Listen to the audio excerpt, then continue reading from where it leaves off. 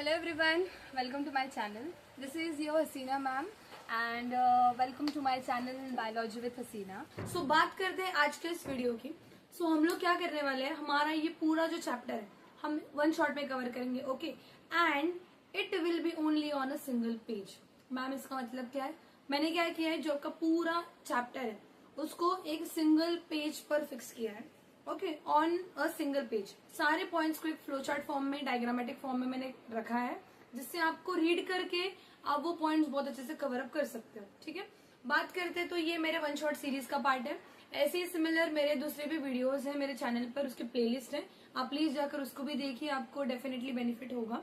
Okay, also I am having one more playlist, 10 minute series वाली playlist, जहां पर मैंने हर एक इम्पोर्टेंट जो आपका चैप्टर के है पॉइंट्स होते हैं, लाइक कोई भी कंसेप्ट, उनको मैंने 10 मिनट्स में कवर किया है. ओके, सो आप वो वाला भी सीरीज देखिए, एग्जाम पॉइंट ऑफ व्यू से आपको बहुत ज्यादा बेनिफिट होगा.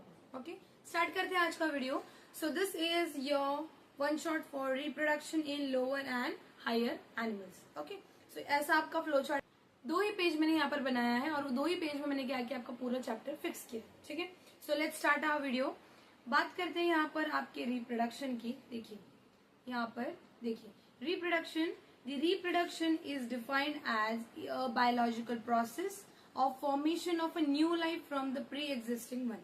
जो भी पहले से ऑर्गेनिज्म प्रेजेंट है, उस ऑर्गेनिज्म से अगर कोई नया ऑर्गेनिज्म फॉर्म हो रहा है तो हम लोग उसको क्या बोलते हैं, we term it as reproduction. Okay, अगर हम बात करते हैं टाइप्स ऑफ रिप्रोडक्शन की, so we have 2 types, right. एक होता है आपका असेक्सुअल, एक होता है सेक्सुअल. ओके, हम लोग अगर बात करते हैं असेक्सुअल की, असेक्सुअल इन एनिमल्स के केस में आपके पास आपकी बुक में है बर्डिंग इन हाइड्रा वाला केस. ओके, बट उसके पहले मैं आपको असेक्सुअल एंड सेक्सुअल का डिफरेंस बताती हूँ. यहाँ पर अगर मैं असेक्सुअल की बात करती हूँ, टॉकिंग अबाउट असेक्सुअल, ये एक ऐसा मेथड है जहां पर आपको, इट्स ए यूनिपेरेंटल प्रोसेस. कैसा प्रोसेस है, यूनिपेरेंटल. मैम यूनिपेरेंटल यानी क्या, यहाँ पर सिर्फ एक सिंगल पेरेंट इन्वॉल्व होता है.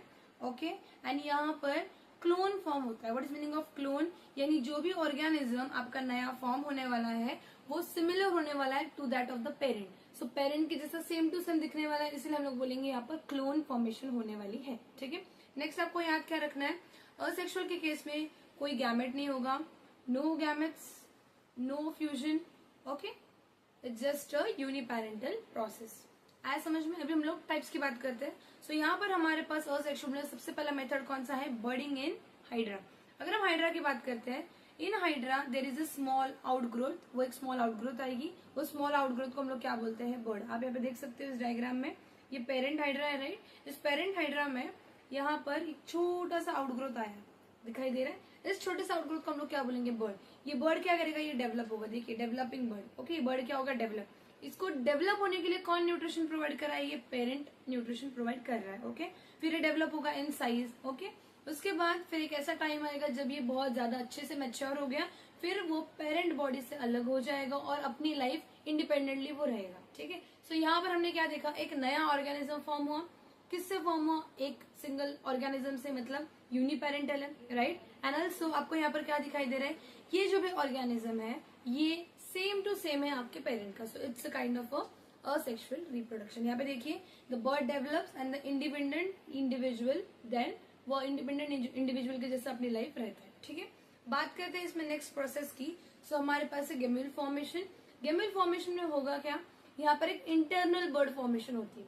ये हम देख सकते हैं इन the case of sponges, internal bird form होगा. यहाँ पे एक मास ऑफ सेल है, ये जो दिखाई दे रहा है आपको ब्लू कलर में सेल्स, ये है आपके मास ऑफ सेल्स, यानी कि बहुत सारे सेल्स. ओके, इन बहुत सारे सेल्स को हम लोग क्या बोलते हैं, आर्कियोसाइट्स. क्या बोलते हैं, आर्कियोसाइट्स. ये जो आर्कियोसाइट्स है, they are surrounded by a thick layer. एक थिक लेयर से वो सराउंडेड है, वो थिक लेयर ऑफ सेल्स को हम लोग क्या बोलते हैं, we call it as amoebocytes. Okay, और इससे फिर एक नए ऑर्गेनिज्म फॉर्म होने वाला है. जब एक फेवरेबल कंडीशन आएगी, ये जो है यहाँ से सारे सेल्स क्या हो जाएंगे, आउट हो जाएंगे.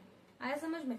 इतना तुम्हाला लक्षात काय ठेवायचं आहे, ये वाली जो लाइन है ना, ये वाली लाइन बहुत इंपॉर्टेंट है. क्यों, क्योंकि ये एमसीक्यू में आएगी आपको कि आर्कियोसाइट्स के साथ जो एक लेयर है जो उसको सराउंड कर रही है, वो किसकी बनी है, it's made up of amoebocytes.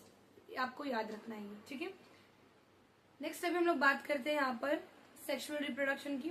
इसके बारे में थोड़ा बात करते हैं. यहाँ पर आपका ओके, यहाँ पर क्या होने वाला है, यहाँ पर गैमेट्स की फॉर्मेशन होने वाली है. ओके, गैमेट की फॉर्मेशन होने वाली है.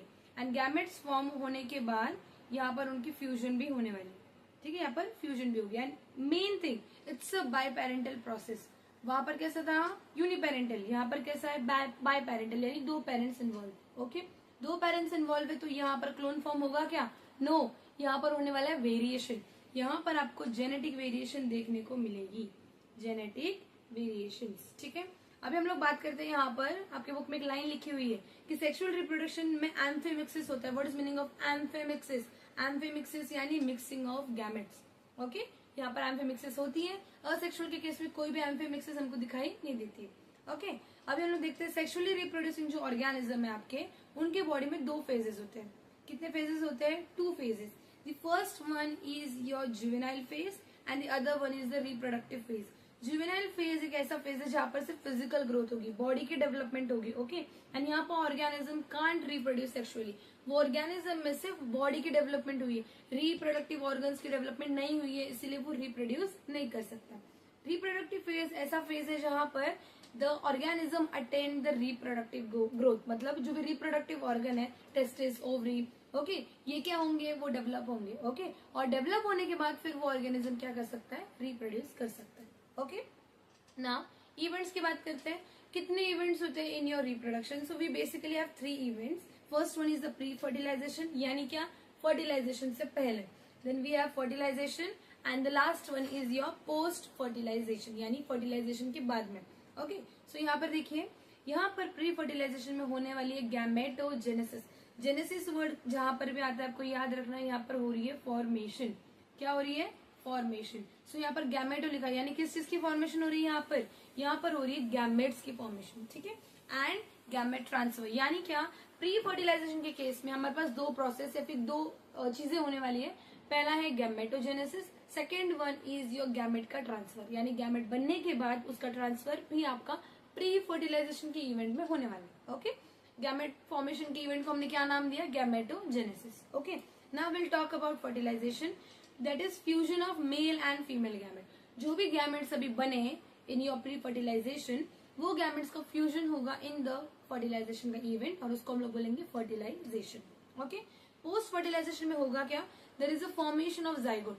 जब ये male and female gametes fuse हुए, फ्यूज होने के बाद उन्होंने जो स्ट्रक्चर बनाया, हम लोगों ने उसको बोला है जाइगोट। ओके, एंड फिर उस जाइगोट का डेवलपमेंट होगा, उसको हम लोग बोलते हैं embryogenesis. Alright, so this was your events in reproduction. Now हम लोग बात करेंगे सीक्वेंशियल स्टेप की, और ये स्टेप्स आपको ऐसे ही याद रखने हैं, एग्जाम पॉइंट ऑफ व्यू से ये आपको सीक्वेंस आ सकता है। ह्यूमन रिप्रोडक्शन की अगर बात करते हैं, यहाँ पर सबसे पहले होता है गैमेटोजेनेसिस। गैमेटोजेनेसिस यानी क्या, gamete formation. Okay, gamete formation, ठीक है। उसके बाद होगा इंसेमिनेशन, यानी क्या, मेल बॉडी से फीमेल बॉडी में गैमेट का ट्रांसफर होना, इसको हम लोग बोलेंगे insemination, transfer of gametes, transfer of gamete. Okay, then we have internal fertilisation.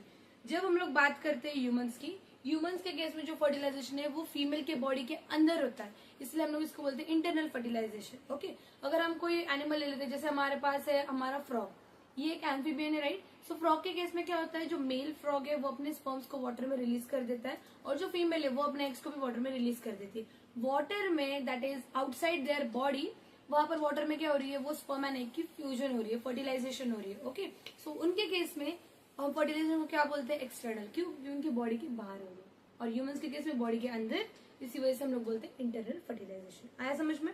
बात करते हैं जाइगोट फॉर्मेशन, यहाँ पर zygote formation. Okay, zygote formation यानी क्या, अभी ये जब आपके टू गैमेट्स है, वो दो गैमेट्स ने फ्यूजन करी, फ्यूजन करने के उन्होंने जो स्ट्रक्चर बनाया, हम लोग उसको बोलेंगे आपका जाइगोट। ओके, फिर जाइगोट बनने के बाद embryogenesis. What is meaning of embryogenesis, genesis का मतलब फॉर्मेशन, यहाँ पर किसकी फॉर्मेशन हो रही है, एम्ब्रियो की, ठीक है। फिर बाद में होगा जस्टेशन यानी developmental period, and then parturition यानी बॉडी से बाहर बेबी का रिलीज आउट होना, उसको हम लोग बोलेंगे पार्चुरेशन। ये आपको ऐसे का ऐसा आपको सीक्वेंस क्या करना है, याद रखना है, ठीक है। Now let's move towards the male reproductive system. अभी किसकी बात करने वाले हम लोग, मेल रिप्रोडक्टिव सिस्टम की। मेल रिप्रोडक्टिव सिस्टम की अगर बात करते हैं, इसमें हमारे पास 4 इंपॉर्टेंट पार्ट्स हैं। First one is your primary sex organ, then we have your accessory duct, then we have accessory gland, and the last one is your external genitalia. Okay अगर हम बात करते हैं प्राइमरी सेक्स ऑर्गन की, so primary sex organ in the case of your male is the testis. कौन होता है? Testis. अगर हम बात करते हैं टेस्टिस की, सो ये mesodermal in origin. Okay and ये पेयर्ड होता है. एंड आपको याद कर रखना, it is present in the lower abdominal cavity and it is present in a pouch like structure called as scrotum. ये pouch like structure is scrotum में present है बिकॉज ऑफ, क्योंकि हमारा जो स्पर्म है उस स्पर्म को फॉर्म होने के लिए चाहिए होता है temperature lower than that of the body. अगर बॉडी का टेम्परेचर 38 है समथिंग, तो उससे 2 to 3 degree Celsius come temperature चाहिए होता है आपके स्पर्म फॉर्मेशन को. इसी वजह से वो प्रेजेंट है outside abdominal cavity and in a structure that is pouch like structure, जिसको हम बोलेंगे स्क्रोटम. ओके स्पर्म फॉर्मेशन के लिए वो प्रेजेंट है. कितना लगता है स्पर्म फॉर्मेशन के लिए temperature? 2 to 3 degree Celsius less than that of the body temperature. Okay अभी यहाँ पर ना हम लोग थोड़ा सा एलएस की बात करते हैं. किसकी बात करेंगे? LS of your testis. LS of testis. ठीक है, एलएस ऑफ टेस्टिस की अगर बात करते हैं, यहाँ पर सबसे बाहर एक लेयर प्रेजेंट होती है. राइट ये जो सबसे बाहर वाली लेयर है इसको हम लोग बोलते हैं tunica vaginalis. Tunica vaginalis. Okay and this tunica vaginalis is incomplete. ये कैसा लेयर है? इनकम्प्लीट. मैम इनकम्प्लीट का मतलब क्या है? ये पूरी तरह से कवर नहीं है, मतलब इसने पूरी तरह से कंप्लीटली कवर करके नहीं रखा. इट्स इनकम्प्लीट लेयर, आधा ही प्रेजेंट है. इसके बाद का जो लेयर है, इसके बाद का जो लेयर है हमारे पास, दैट इज योर ट्यूनिका एल्बिजिनिया. ये कौन सी लेयर है? This one. Just a second. ये वाली जो लेयर दिखाई दे रही है आपको ब्लू में, this is nothing but your tunica albuginea. Albuginea. ठीक है एंड ये जो लेयर है इसी को हम लोग बोलते हैं आउटर मोस्ट लेयर. क्या बोलेंगे? Outer most layer. ठीक है अभी ये जो ट्यूनिका वाली लेयर है ना, ये ही आगे जाके डिफ्रेंशिएट होती है. ओके मतलब मैं आपको दिखाती हूँ. यहाँ पे देखिए, ये ऐसे आगे आगे क्या हो गई? ब्रेक दिखाई दे रहा है, डिवाइड हो गई. और डिवाइड होकर इसने क्या बनाया है? कंपार्टमेंट्स. कितने कंपार्टमेंट्स? 250, नियर बाय 250 कंपार्टमेंट्स इन्होंने बनाए. ये क्या दिखाई दे रहा है आपको? This are nothing but your compartments. ये क्या है? कंपार्टमेंट्स. ठीक है कितने compartments? Nearby 250 compartments. Okay अभी आपको क्या याद रखना है? ये जो कंपार्टमेंट्स है इसके अंदर जो स्ट्रक्चर प्रेजेंट है, ऐसा कॉइल स्ट्रक्चर, इस कॉइल स्ट्रक्चर को हम लोग बोलते हैं सेमिनिफेरस ट्यूब्यूल. क्या बोलेंगे? Seminiferous tubule. This coil structure is known as seminiferous tubule. Okay seminiferous tubule. ये जो सेमिनिफेरस ट्यूब्यूल है इसके अंदर होती है स्पर्म फॉर्मेशन. मतलब इसके अंदर मेल आपका, ये पूरा हम टेस्टिस देख रहे हैं, टेस्टिस के अंदर स्पर्म फॉर्मेशन होता है. लेकिन जो सेल है, जिस सेल से पूरा ये प्रोसेस स्टार्ट होने वाला है आपका स्पर्मेटोजेनेसिस का, यानी स्पर्म फॉर्मेशन का, वो सेमिनिफेरस ट्यूब्यूल से होता है. हम उसके बारे में आगे बात करेंगे. ठीक है आपको अभी याद क्या रखना है? सेमिनिफेरस ट्यूब्यूल से एक ट्यूब लाइक स्ट्रक्चर निकलती है वापस. ओके ऐसे एक ट्यूब लाइक स्ट्रक्चर निकल रही है. ओके ये जो ट्यूब लाइक स्ट्रक्चर है दिखाई दे रहा है आपको, ये आपके हर एक इसमें से क्या निकल रही है? सेमिनिफेरस ट्यूब्यूल में से एक ट्यूब निकल रही है. उस ट्यूब को हम लोग बोलते हैं ट्यूब्यूलाई रेक्टाई. क्या बोलते हैं? ट्यूब्यूलाई रेक्टाई. ठीक है फिर ये जो ट्यूब्यूलाई रेक्टाई, ये सारे से ज्वाइंट होता है. ज्वाइंट होकर ये लोग वापस से एक ट्यूब लाइक स्ट्रक्चर बनाएंगे. ये जो बड़ा ट्यूब लाइक स्ट्रक्चर है इसको हम लोग बोलेंगे रेटी टेस्टिस. क्या बोलेंगे? रेटी टेस्टिस. ठीक है फिर इस रेटी टेस्टिस में से भी वापस से एक ट्यूब लाइक स्ट्रक्चर निकलेगा. ओके वापस से ऐसे ट्यूब लाइक स्ट्रक्चर निकलेंगे, उसको हम लोग बोलेंगे वासा इफ्रेंशिया. क्या बोलेंगे? वासा इफ्रेंशिया. वासा इफ्रेंशिया. ठीक है फिर ये लोग जो आपके पास है इफ्रेंशिया, ये लोग आगे जाकर एक कॉइल स्ट्रक्चर को मीट करते हैं. Okay they meet to a coil structure and this coil structure is nothing but, okay just a second मैं अलग कलर लेती हूँ. ओके ये जो ऐसा कॉइल स्ट्रक्चर आपको दिखाई दे रहा है, ये जो कॉइल स्ट्रक्चर है ना, this is nothing but your epididymis. इसको हम लोग क्या बोलते हैं? इपिडिडाइमिस. Okay epididymis. और इपिडिडाइमिस में 3 पार्ट्स होते हैं. ये जो ऊपर का है हम लोग इसको बोलते हैं cauda. Okay no sorry not cauda, it's caput. Just a second. Caput. Then this is, ये जो मिडल वाला पार्ट है हम लोग इसको बोलेंगे कॉर्पस. एंड जो लास्ट वाला होता है ना, इसको हम लोग बोलते हैं कॉडा. ओके ये कॉडा से निकलती है एक टेल लाइक स्ट्रक्चर उसको हम लोग बोलेंगे वास डेफरेंस। क्या बोलेंगे? Vas deferens. आया समझ में? ठीक है। अभी आपको यहाँ पे याद क्या रखना है कि स्पर्म फॉर्मेशन होके वो टेस्टिस से बाहर बाकी ऑर्गन्स के पास कैसे जा रहा है वो देखना है। ओके, यहाँ पे देखिए, ये जो आपका सेमिनिफेरस ट्यूब्यूल है, इसके अंदर स्पर्म फॉर्म हुआ, फिर उसको कैरी किसने किया? आपका ये जो ब्लैक वाला है दैट इज योर ट्यूबुलर रेक्टा है। यहाँ पर स्पर्म फॉर्म हुआ, ट्यूबुलर रेक्टा ने कैरी किया, फिर इस ट्यूब में गई। इस ट्यूब को हम लोगों ने क्या बोला था? Your rete testis. फिर रेटिटेस्टिस ये ट्यूब लाइक स्ट्रक्चर जो था आपका वासा एफरेंशिया, वासा एफरेंशिया से वो गया आपके इपिडिडाइमिस में, ओपन हुआ। इपिडिडाइमिस ही एक ऐसा स्ट्रक्चर है जहां पर जो स्पर्म है वो 4 to 5 आवर्स रहता है। 4 to 5 आवर्स रहने के बाद वहां पर उस स्पर्म की मैच्योरेशन होती है। स्पर्म में कुछ इपिडिडाइमिस के सिक्रीशंस जाते हैं। ओके, और फिर वो वास डेफरेंस से क्या होता है? बाहर निकलता है। ओके, बाहर निकल के यहाँ पे देखिए, मैं यहाँ पे अभी लेवल करती हूँ ये स्ट्रक्चर को, आपको समझ में आएगा। तो आप यहाँ पे देख सकते हैं, ये जो स्ट्रक्चर दिख रहा है this is nothing but your testis. ये क्या होता है? टेस्टिस। ये जो कॉइल दिख रहा है उसके ऊपर दिस इज योर इपिडिडाइमिस। इपिडिडाइमिस, इपिडिडाइमिस से जो ट्यूब लाइक स्ट्रक्चर निकल रही है this is nothing but your vas deferens. क्या है? Vas deferens.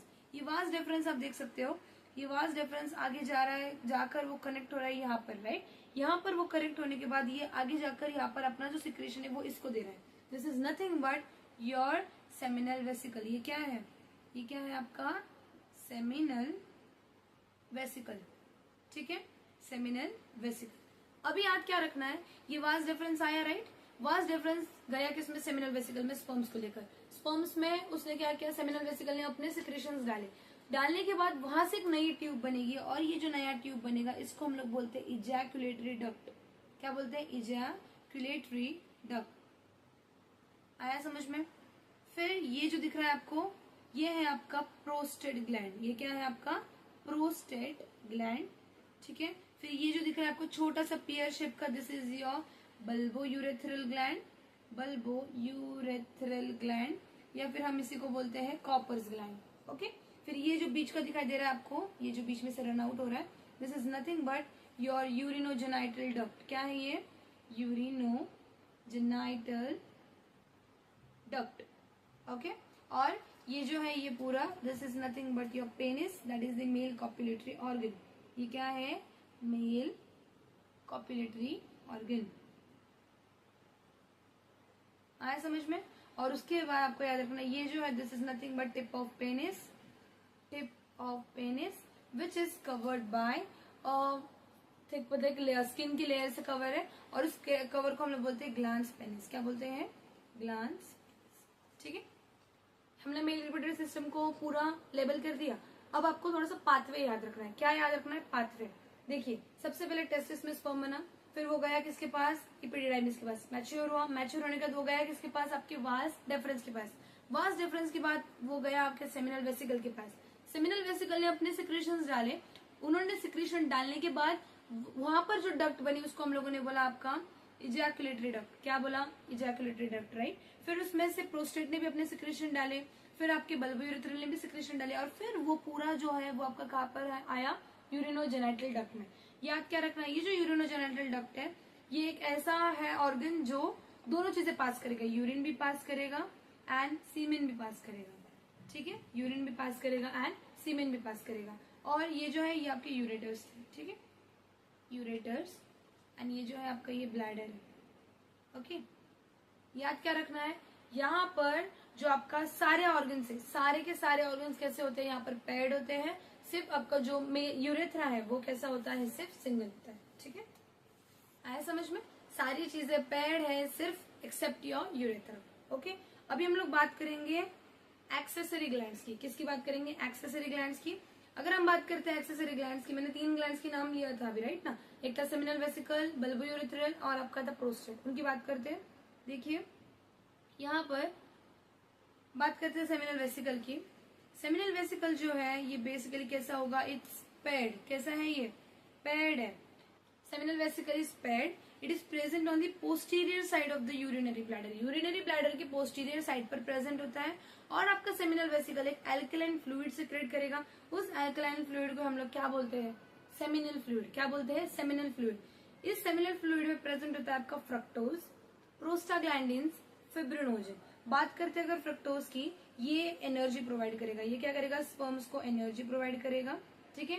प्रोस्टाग्लैंडिन की अगर बात करते हैं सो ये स्पर्म के फास्ट मूवमेंट में हेल्प करेगा, फास्ट मूवमेंट के बारे में हेल्प करेगा। ओके। एंड अगर फिब्रिनोजन की बात करते हैं सो एक बोलस फॉर्म करके वो आगे सीमन को ट्रांसफर करता है। ओके। तो बोलस फॉर्मेशन में हेल्प करेगा। ओके। और क्लॉट नहीं होने देता बेसिकली।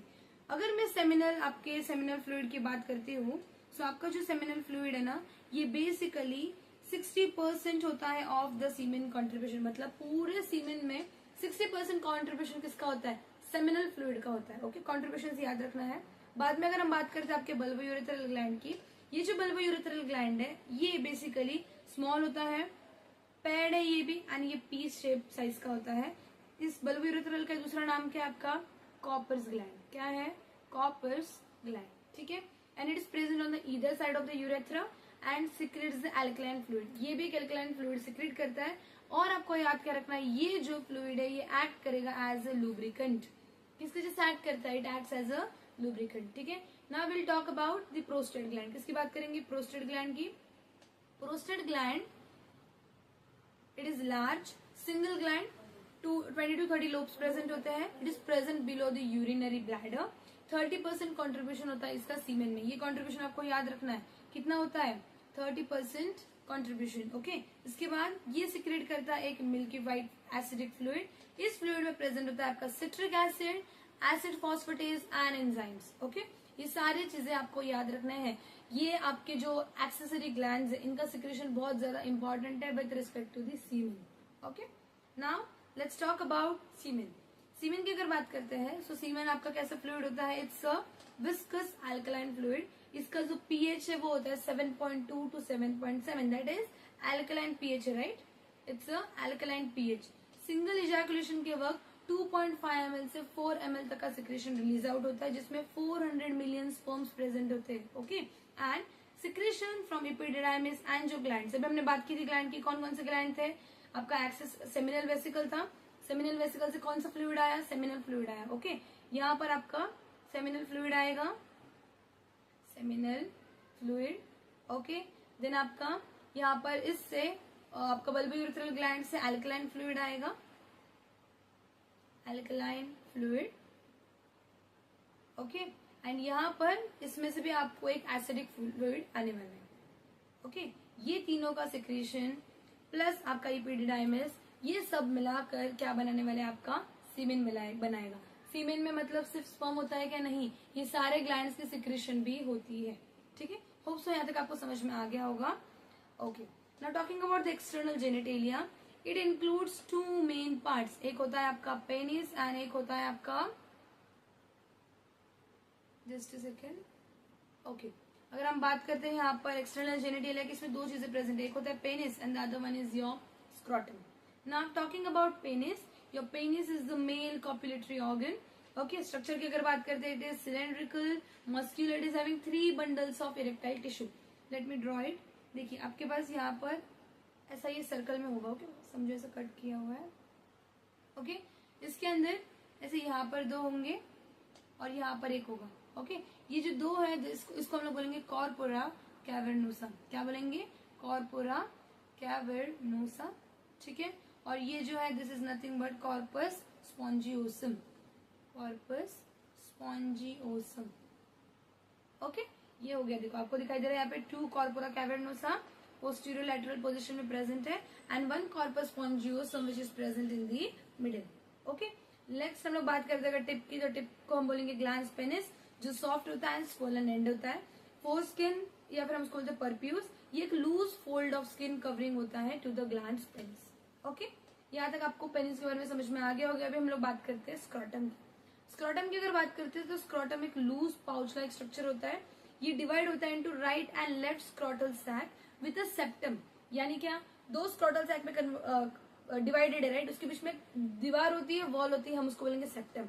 वो जो सेप्टम है वो बना होता है ट्यूनिका डार्टोस मसल का। किसका बना होता है, it's made up of your tunica dartos muscle. आया समझ में। ओके। ना आप यहाँ पे देखिए आपके पास एक कंडीशन या फिर एक डिसऑर्डर के बारे में उन्होंने बात की है। ये जो टेस्टिस है ना ये सस्पेंड होता है by a spermatic cord. Okay. ये जो दिखाई दे रहा है this is nothing but your spermatic cord. ये क्या है, ये है स्पर्मेटिक कॉर्ड। जब एक मेल चाइल्ड अपने मदर के वूम में होता है तब इन एम्ब्रियोनिक डेवलपमेंट ये जो भी आपका टेस्टिस है वो डिसेंड होता है इन द लोअर एब्डोमिनल कैविटी। वो जो हमारा स्क्रोटम है, स्क्रोटम के अंदर वो डिसेंड होता है, ठीक है, यानी आता है। तो वो आने के लिए हेल्प कौन करता है? Spermatic cord. ओके, बट अगर फेल्योर हो जाती है डिसेंड होने की, मतलब वो डिसेंड नहीं हुआ, तो क्या होगा? उस पर्सन को क्रिप्टोचाइडिज्म या फिर क्रिप्टोर्किडिज्म ऐसा डिसऑर्डर उसको होने वाला है, ठीक है।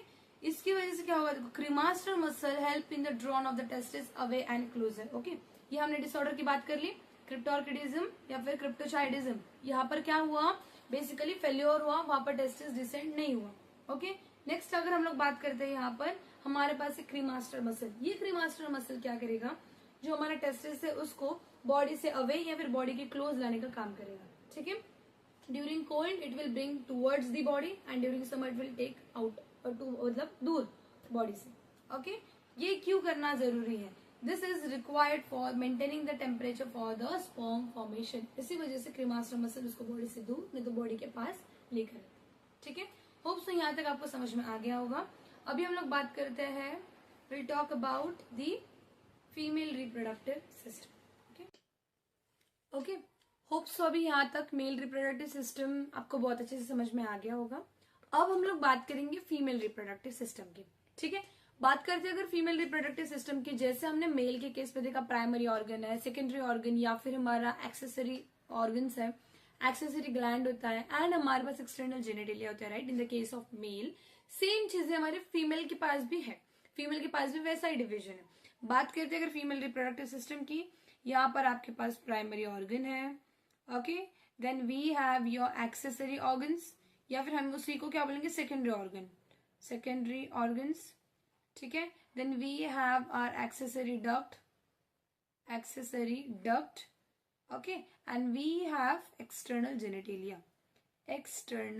जेनिटेलिया, ठीक है। अभी यहाँ पर कौन कौन से पार्ट्स होते हैं वो देखिए। बात करते हैं अगर प्राइमरी ऑर्गन की, प्राइमरी ऑर्गन हमारे पास यहाँ पर होता है ओवरी, ठीक है। ओवरी को छोड़ के जो हमारे पास बाकी का है फेलोपियन ट्यूब, यूट्रस, ओके। मैं लिखती हूँ यहाँ पर, जैसे हमारे पास है फेलोपियन ट्यूब, ओके, इसी को हम लोग क्या बोलते हैं? Oviduct, right. और उसके बाद we have uterus and we have a vagina.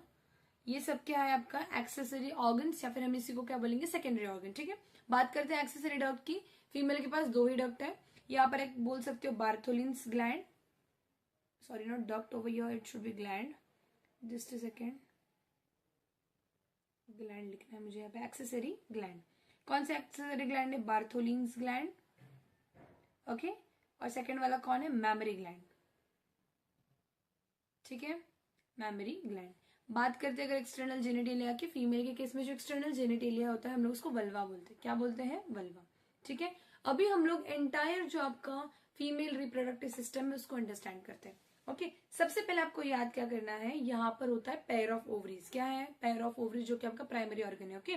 देखिए यहाँ पर देख सकते हो इस डायग्राम में ये वाला जो स्ट्रक्चर है, this one and this one, 2 है, इसलिए हमने इसको बोला पेयर, और इसको हम लोग क्या बोलते हैं? ओवरी। क्या बोलते हैं? Ovary, okay.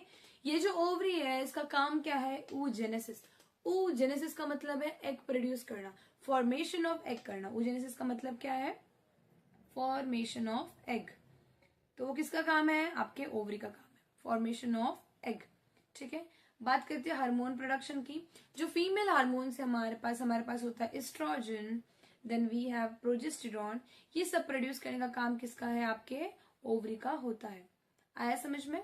नेक्स्ट हम लोग बात करते हैं फेलोपियन ट्यूब की। अगर मैं बात करती हूँ फेलोपियन ट्यूब की, फेलोपियन ट्यूब में होते हैं 3 पार्ट्स। सबसे पहला पार्ट जो है हमारे पास, मैं हाईलाइट करती हूँ, सबसे पहला जो हमारे पास पार्ट है, this is nothing but your isthmus and कॉर्नुआ। Second part की अगर बात करते हैं, इट्स एम्प्यूला, ओके। अगर मैं थर्ड पार्ट की बात करती हूँ तो वी हैव इनफेंडिबुलम, ओके।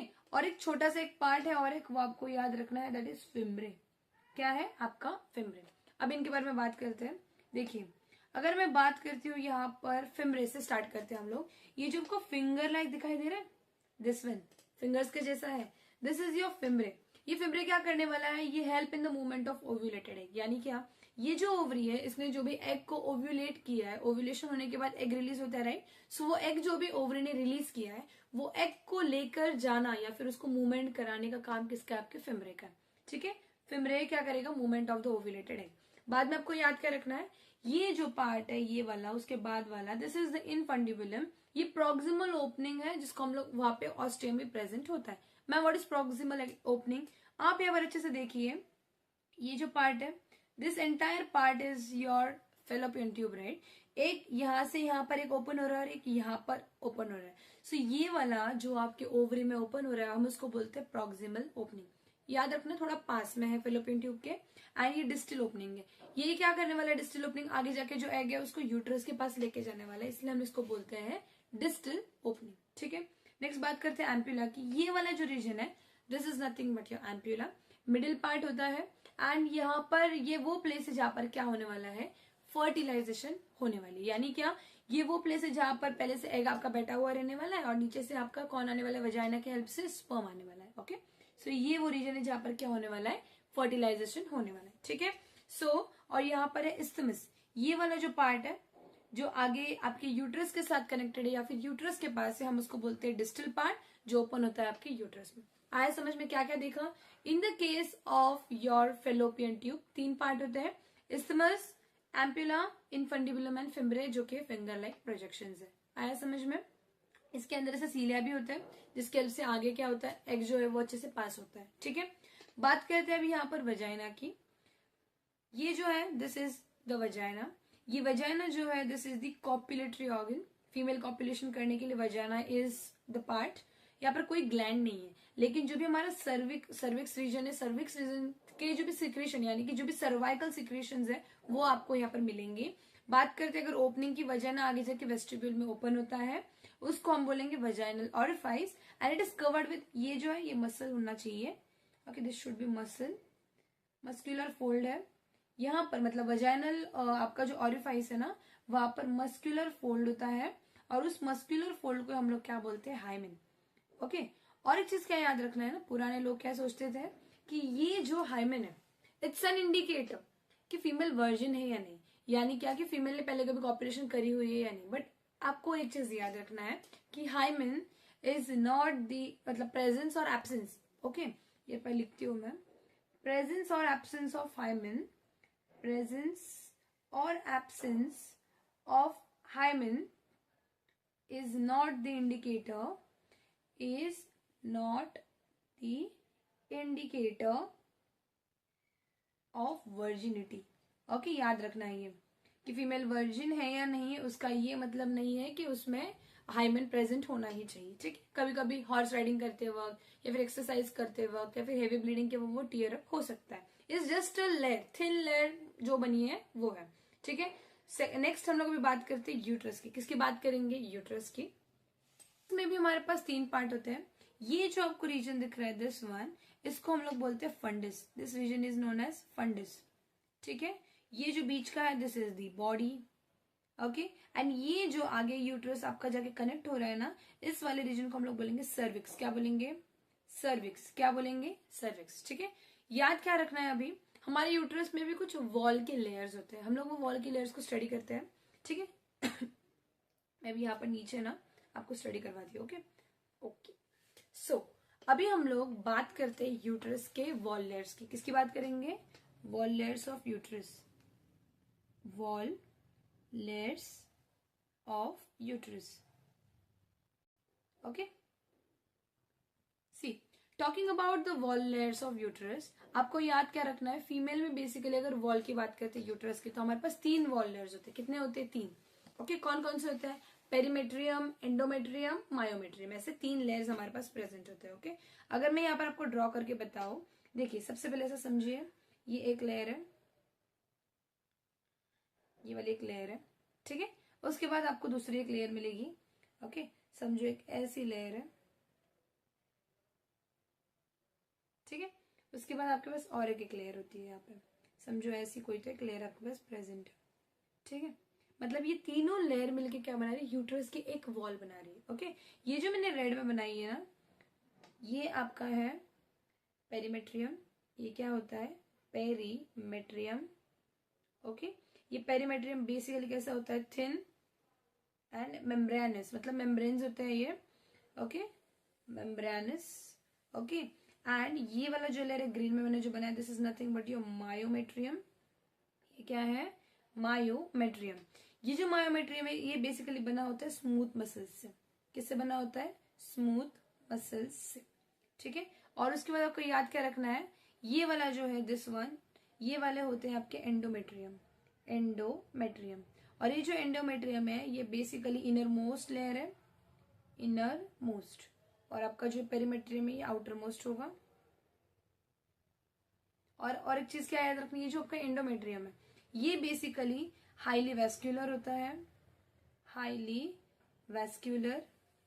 ठीक है, और यही एंडोमेट्रियम ब्रेक होता है, breaks during menstrual cycle, breaks during menstrual cycle, menstrual cycle.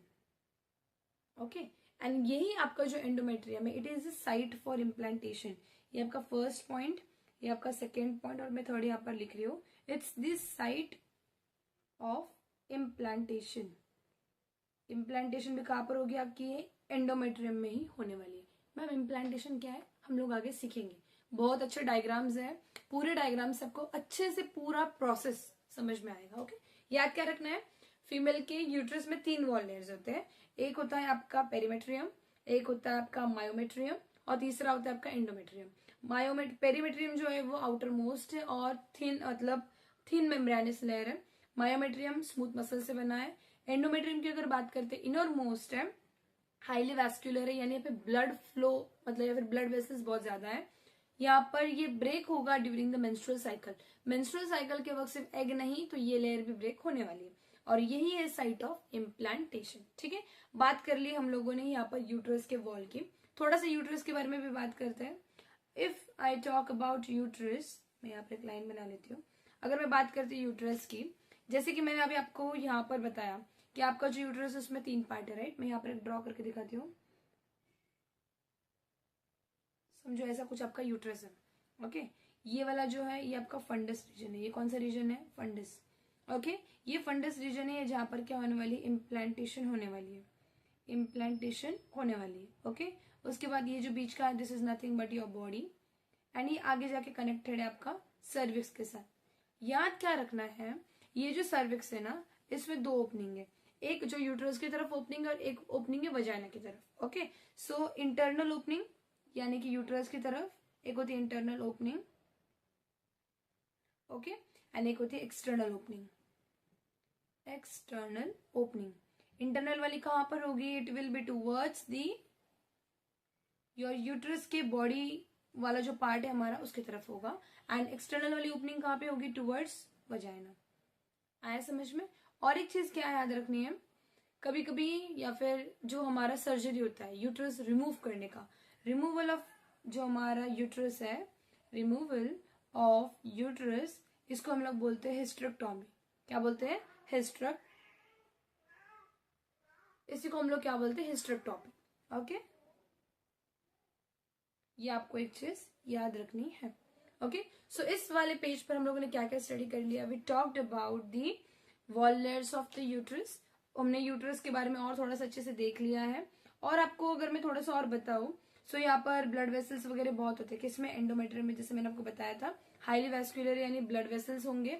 और यही जो है ना ये क्या करता है, इसकी वजह से यहाँ पे जैसे मैंने आपको बताया कि ये साइट ऑफ इम्प्लांटेशन है। इम्प्लांटेशन होने के बाद जो भी बेबी है उसको नरिशमेंट देने का भी काम ये लेयर करता है। ओके, होप सो आपको यहाँ तक समझ में आ गया होगा। ओके, हमने वॉल लेयर्स की बात कर ली, फेलोपियन ट्यूब की बात कर ली, वजाइना की बात कर ली है। अभी हम लोग बात करते हैं एक्सटर्नल जेनेटिलिया की। बट एक्सटर्नल जेनेटिलिया स्टार्ट करने से पहले ना मैं यहाँ पर आपको और एक पार्ट बताती हूँ। ओके, सो यहाँ पर आपको याद क्या रखना है ना, यहाँ पर इन दिस रीजन, ये रीजन में ना कैनल्स है, कुछ क्या है, कैनल्स। ओके, यहाँ पर सर्विक्स के यहाँ पर एक कैनल प्रेजेंट होता है और वजाइना के यहाँ पर एक कैनल प्रेजेंट होता है। जो आपका सर्विक्स के वहां पे कैनल प्रेजेंट है ना, हम लोग उसको बोलते हैं सर्वाइकल कैनल। क्या बोलते हैं, सर्वाइकल कैनल। ठीक है, और याद क्या रखना है, वजाइना के यहाँ पर जो कैनल है हम लोग उसको बोलते हैं वजाइनल कैनल। क्या बोलते हैं, वजायनल कॅनल. ठीक आहे. और याद क्या रखना है, मेन मोस्टली जे लक्षात ठेवायचं आहे तुम्हाला की cervical canal and vaginal canal togetherly will form the birth canal. क्या बनाएगा, it will togetherly form the birth canal. ठीक है. होप सो यहाँ तक आपको समझ में आ गया होगा. हमने फेलोपियन ट्यूब की बात कर ली है, ओवरी की बात कर ली, वजाइना की बात कर ली, यूट्रस की बात कर ली. रह गया कौन यहाँ पर आपका एक्सटर्नल जेनेटिलिया. ठीक, बात करते हैं एक्सटर्नल जेनेटिलिया की. ठीक है. Okay, so we are going to talk about the external genitalia now. Okay, see, external genitalia.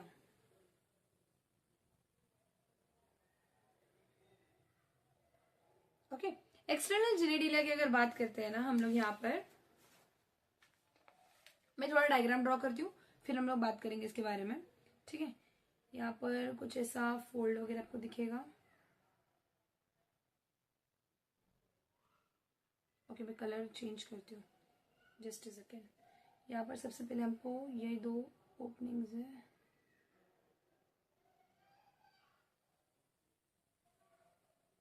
अगर आपको वीडियो समझ में आता है, ठीक है, प्लीज कमेंट में उसके बारे में बताओ कि आपको वीडियो कैसा लगा. Okay.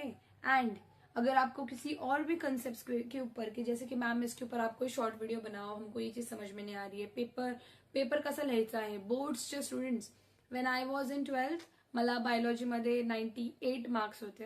And same I was having in my 10th standard. 10thला सुद्धा मला 98 होते आउट ऑफ 100. अँड 12th मध्ये बायोलॉजीमध्ये पण 100 होते. ओके. पेपर प्रेझेंटेशनचं स्किल्स किंवा पेपर लिहायचं कसं, ह्या सर्व गोष्टी पण तुम्ही मला, मी त्याच्यावरती व्हिडिओज आणणारच आहे. पण स्टिल अगर आपको लगता है ना कि मैम ये चीज चाहिए, वो चीज चाहिए, तो you just comment and I will be ready with the video. Okay. कसा लिहायचा पेपर, कोणते IMP क्वेश्चन्स आहेत, ते सगळ्यांचा पण व्हिडिओ मी घेऊन येणार आहे. बट स्टिल तुमच्या मनात जर कोणतेही डाउट असतील, please share it and I will be ready with my answers. ठीक है. सो अभी हम लोग बात कर रहे थे यहाँ पर एक्सटर्नल जेनेटिलिया की. यहाँ पर आपको याद क्या रखना है, देखिए इकडे असे ना हेयर लाइक असतात, राइट. सो यालाच आपण काय बोलतो, विच हेयर्स, प्यूबिक हेयर्स. इसको हम लोग क्या बोलते हैं, प्यूबिक हेयर. ठीक है. बात करते हैं अगर प्यूबिक हेयर का फंक्शन क्या है, इट्स फॉर प्रोटेक्शन. कशासाठी असतात हे, फॉर प्रोटेक्शन. ओके. देन ये जो रीजन है इसको हम लोग बोलते हैं मॉन्स प्यूबिस. ही वाली रीजन, सी ही वाली जो रीजन है ना, याला आपण बोलतो मॉन्स प्यूबिस. ओके. अभी आपको याद क्या रखना है, ये जो लिप लाइक फोल्ड दिख रहा है, ये जो आउटर वाला है हम इसको बोलते हैं लेबिया मेजोरा. क्या बोलते हैं, लेबिया मेजोरा. और ये जो अंदर वाली है इसको हम लोग बोलते हैं लेबिया मायनोरा. लेबिया मायनोरा. ठीक आहे. अजून लक्षात काय ठेवायचं, इथं एक तुमच्याकडे ओपनिंग आहे. मी तुम्हाला 3 ओपनिंग्स दाखवते, थांबा. सी यहाँ पर एक ओपनिंग है. ठीक है. फिर यहाँ पर एक ओपनिंग आपको दिखेगी एंड वापस यहाँ पर एक ओपनिंग होगी. ठीक है. ये वाली जो ओपनिंग है इसको हम लोग बोलते हैं क्लिटोरिस. इसको हम लोग क्या बोलते हैं, क्लिटोरिस. ठीक है. उसके बाद आपको याद क्या रखना है, ये वाली जो मैंने पर्पल कलर से बनाई है, this is nothing but the urethral opening. ये क्या होती है, urethral just a second, urethral opening. Okay. ये कौन सी ओपनिंग है, यूरेथ्रल ओपनिंग. फाइन. और ये जो रेड कलर से मैंने, ग्रीन कलर से मैंने बनाया है, this is nothing but the vestibule, या फिर आप बोल सकते हो वजाइनल ओपनिंग. वजाइनल ओपनिंग हमने भी बात की थी ना इसके बारे में, राइट.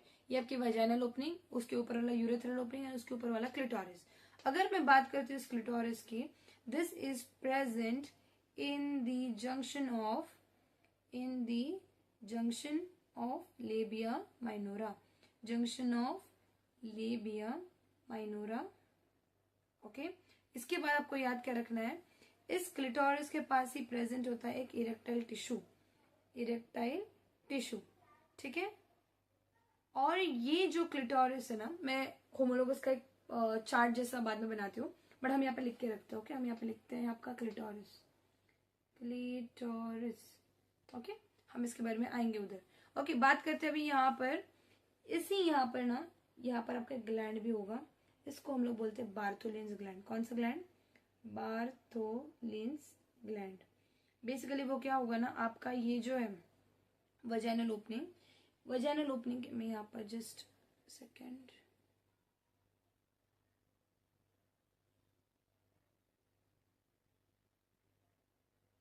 याद क्या रखना है, ये जो आपका वजाइनल ओपनिंग, इसके ऐसे साइड में ना 2 ओपनिंग्स है, और ये 2 ओपनिंग को आप लोग क्या बोलोगे, बार्थोलिन्स ग्लैंड। क्या बोलते हैं, बार्थोलिन्स ग्लैंड।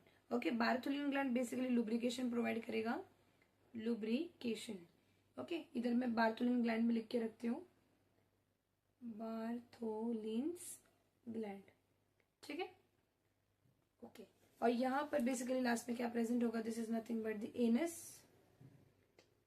यहाँ पे जो स्पेस दिखाई दे रहा है आपको, ये जो स्पेस है, ये स्पेस होता है आपका पेरिनियम, पेरिनियम। ओके, और यहाँ पर और एक चीज जो मुझे लिखनी चाहिए, that is labia majora, labia majora. ठीक है, लक्षात काय ठेवायचा आहे, हा जो क्लिटोरिस है, सी आम्ही इथे एक लाईन ड्रॉ करते हैं,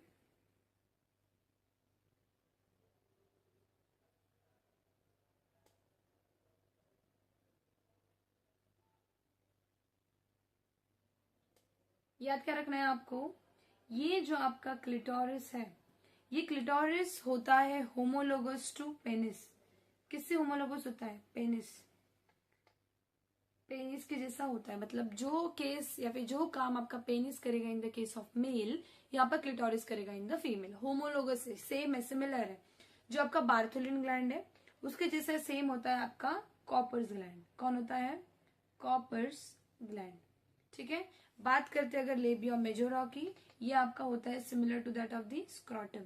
ओके, ये कैसे ऑर्गन्स है, this are homologous organs, homologous organ. MCQ येऊ शकतं की क्लिटोरिस जो आहे that is homologous to home, it is homologous to your penis. Okay, labia majora is homologous to home, it is homologous to this scrotum. MCQ येऊ शकतो, याला star mark करा. ठीक है, हो गया. एक्सटर्नल जेनिटलिया भी मैंने आपको बहुत अच्छे से समझा दिया है. अभी हम लोग बात करते हैं मैमरी ग्लैंड की. किसकी बात करेंगे, will talk about the mammary gland. Okay, I don't have space, I think so, over here. Okay, I'll go into the next page. Okay. बात करते हैं अभी हम लोग यहाँ पर मैमरी ग्लैंड की. किसकी बात करेंगे, will talk about the mammary gland.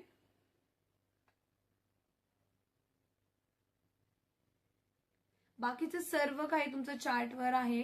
फक्त हा जो फिमेल रिप्रोडक्टिव्ह सिस्टम होता ना, त्याचे पार्ट्स थोडेसे इम्पॉर्टंट आहेत तुमच्या पेपरच्या हिशोबाने, राईट.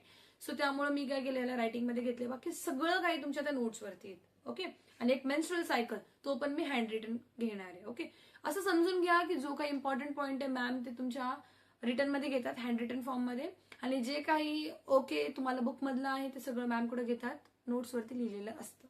ओके, खूप जास्त इम्पॉर्टंट नोट्स आहेत त्या, एकदा रीड करा. लेक्चर समजल्यावर एकदा त्या नोट्सला खूप प्रॉपरली रीड करा. तुम्हाला प्रत्येक गोष्ट लगेचच कळेल. समजलं, सगळं काही परत तुमचं रिकॉल होईल. ओके, बात करते अगर मेमोरी ग्लैंड की. यहाँ पर मैं डायग्राम ड्रॉ करती हूँ. देखिए, यहाँ पर हमारा ऐसा बोन प्रेजेंट होगा, राइट. ये क्या है, आपका बोन है. ओके, त्याच्यानंतर इथून असं काहीतरी असेल.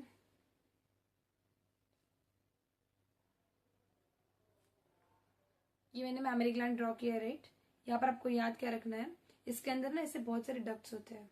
क्या होते हैं, ducts. See, this are the ducts. Okay, and यहाँ पर बहुत ज्यादा ऐसे, जस्ट मी पहिले ड्रॉ करून घेते, मग आपण यावर चर्चा करू. ओके, सी इथं ऐसा कुछ है. ओके, एंड इसके अंदर का जो डिवीजन है वो भी मैं दिखाती हूँ. यहाँ पर ऐसे आपका डिवीजन है. ठीक है, अंदर ऐसे डिविजन्स प्रेजेंट होते हैं. ओके, देन आपको याद क्या रखना है, यहाँ पर एक मैं कलर चेंज करती हूँ.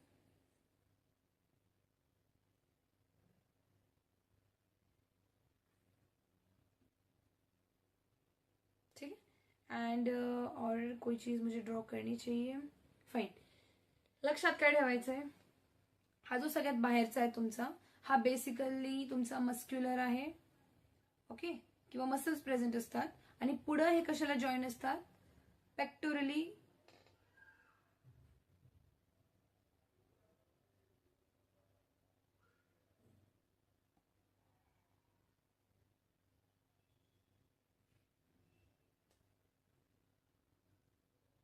ओके, याद क्या रखना है, ये जो होता है ये आपका क्या है, मसल्स। क्या है, मसल्स। ये जो मैंने बनाया ये आपका है फैटी टिश्यू। ये क्या है, फैटी टिश्यू। ठीक है, ये है, this is nothing but the nipple. और ये जो यहाँ पर ब्राउन कलर में मैंने बनाया, this is nothing but the areola. Okay, अभी मेन जो हमारा पार्ट है वो दिस, जो हमारा ये पार्ट है दिस इज द मेन। यहाँ पर आपको पाथवे भी याद रखना है। ओके, बात करते हैं यहाँ पर। सबसे पहले ये जो दिखाई दे रहा है this is the memory lobe. ये क्या है, मेमरी लोब। ओके, हे काय आहेत, मेमरी लोब. त्याच्यानंतर हे जे तुम्हाला दिसतात ना डक्ट सारखं मी बनवलेलं आहे, this is nothing but the alveoli. ये क्या है आपका, एल्वियोलाई. उस एल्वियोलाई के बाद यहाँ पर आप देख सकते हो ये जो डक्ट है, जो डक्ट से आगे एल्वियोलाई बना उसको हम लोग बोलते हैं मेमरी डक्ट. क्या बोलते हैं, मेमरी डक्ट. ठीक है, मेमरी डक्ट. उसके बाद ये जो है यहाँ पर ऐसा स्वोलन स्ट्रक्चर होता है, वो स्वोलन स्ट्रक्चर को बेसिकली हम लोग बोलते हैं mammary ampulla. Okay, mammary ampulla. और ये जो डक्ट्स है this are nothing but the lactiferous duct. Lactiferous duct. Okay, मैंने आपको यहाँ पर मेमोरी ग्लैंड का स्ट्रक्चर ड्रॉ करके बताया, राइट. हम उसके पाथवे की बात करते हैं. किसकी बात करते हैं, पाथवे कि मिल्क जो है वो कैसे पाथवे फॉलो करके बाहर तक आता है, उसके बारे में हम लोग बात करेंगे. So we'll talk about pathway of milk.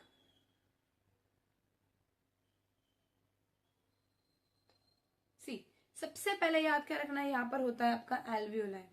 क्या होगा, एल्वियोलाई. एल्वियोलाई से ये जाएगा आपके मेमोरी ट्यूब्यूल्स में. Mammary tubules. Okay, mammary tubules के बाद ये आगे जाएगा आपके मेमोरी डक्ट में. मेमोरी डक्ट में उसके बाद जाता है memory ampulla. Memory ampulla. Okay, then it will go to the lactiferous duct. lactiferous duct. Fine. उसके बाद ये जाएगा निपल में, एंड निपल से ये बॉडी के बाहर जाएगा. ओके, और आपको चीज क्या याद रखनी है, बेसिकली ये जो आपका मेमोरी लोब है, इस मेमोरी लोब के पास प्रेजेंट होता है एल्वियोलार लैक्टिफेरस डक्ट. ओके, मतलब इसी के पास एल्वियोलार, मतलब एल्वियोलाई भी प्रेजेंट है और लैक्टिफेरस डक्ट भी प्रेजेंट है. लैक्टिफेरस डक्ट, ये जो दोनों भी चीजें हैं वो किसके अंदर प्रेजेंट है, मेमोरी लोब के अंदर प्रेजेंट है. ये जो एल्वियोलार है ना, ये बेसिकली किस में हेल्प करेगा, स्टोर करेगा मिल्क को. क्या करेगा, स्टोर दी मिल्क. ओके, ये आपको याद रखना है. ये पाथवे भी इंपॉर्टेंट है नीट पॉइंट ऑफ व्यू से. ओके, एल्वियोलाई से गया आपके मेमोरी ट्यूब्यूल्स में, मेमोरी ट्यूब्यूल से मेमोरी डक्ट में, मेमोरी डक्ट से मेमोरी एम्प्यूला में, फिर लॅक्टिफेरस डक्ट में, and then into the nipples. हे तुम्हाला लक्षात ठेवायचं आहे. So this was all about your mammary gland. अगर हम थोड़ा सा पोजिशन की बात करते हैं, किसकी बात करके, पोजिशन की, कि ये जो आपका मेमोरी ग्लैंड है ये कहाँ पर प्रेजेंट है, इसकी लोकेशन की बात करते हैं. Location, it is present in the anterior thorax. Anterior thorax. Okay, and in the second to sixth rib के मिडिल में आपका ये प्रेजेंट होता है. ओके, देन आपको और क्या चीज याद रखनी है, ये जो मेमोरी ग्लैंड है ना, this is modified sweat gland. ये क्या है, it's a modified sweat gland and it's also the characteristic feature of the mammals. ये क्या है, characteristic feature of mammal. It is the characteristic feature of mammals. Okay, hope सो यहाँ तक आपको समझ में आ गया होगा. एंड जो आपको चीज याद रखना है, यहाँ पर जो हार्मोन है वो कौन सा हार्मोन है, मी इथं लिहिते बघा. आपल्याकडे हार्मोन कोणता आहे इथं, लॅक्टोट्रोपिक हार्मोन. कौन सा हार्मोन है, लैक्टोट्रोपिक हार्मोन. कौन सा हार्मोन है, लैक्टोट्रोपिक हार्मोन. ये जो लैक्टोट्रोपिक हार्मोन है, या फिर हम इसी को बोलते हैं प्रोलैक्टिन. क्या बोलते हैं, प्रोलैक्टिन. ये हेल्प करेंगे to develop the lactiferous tubule. This will help to develop lactiferous tubule. Lactiferous tubule. Okay, help to develop the lactiferous tubule.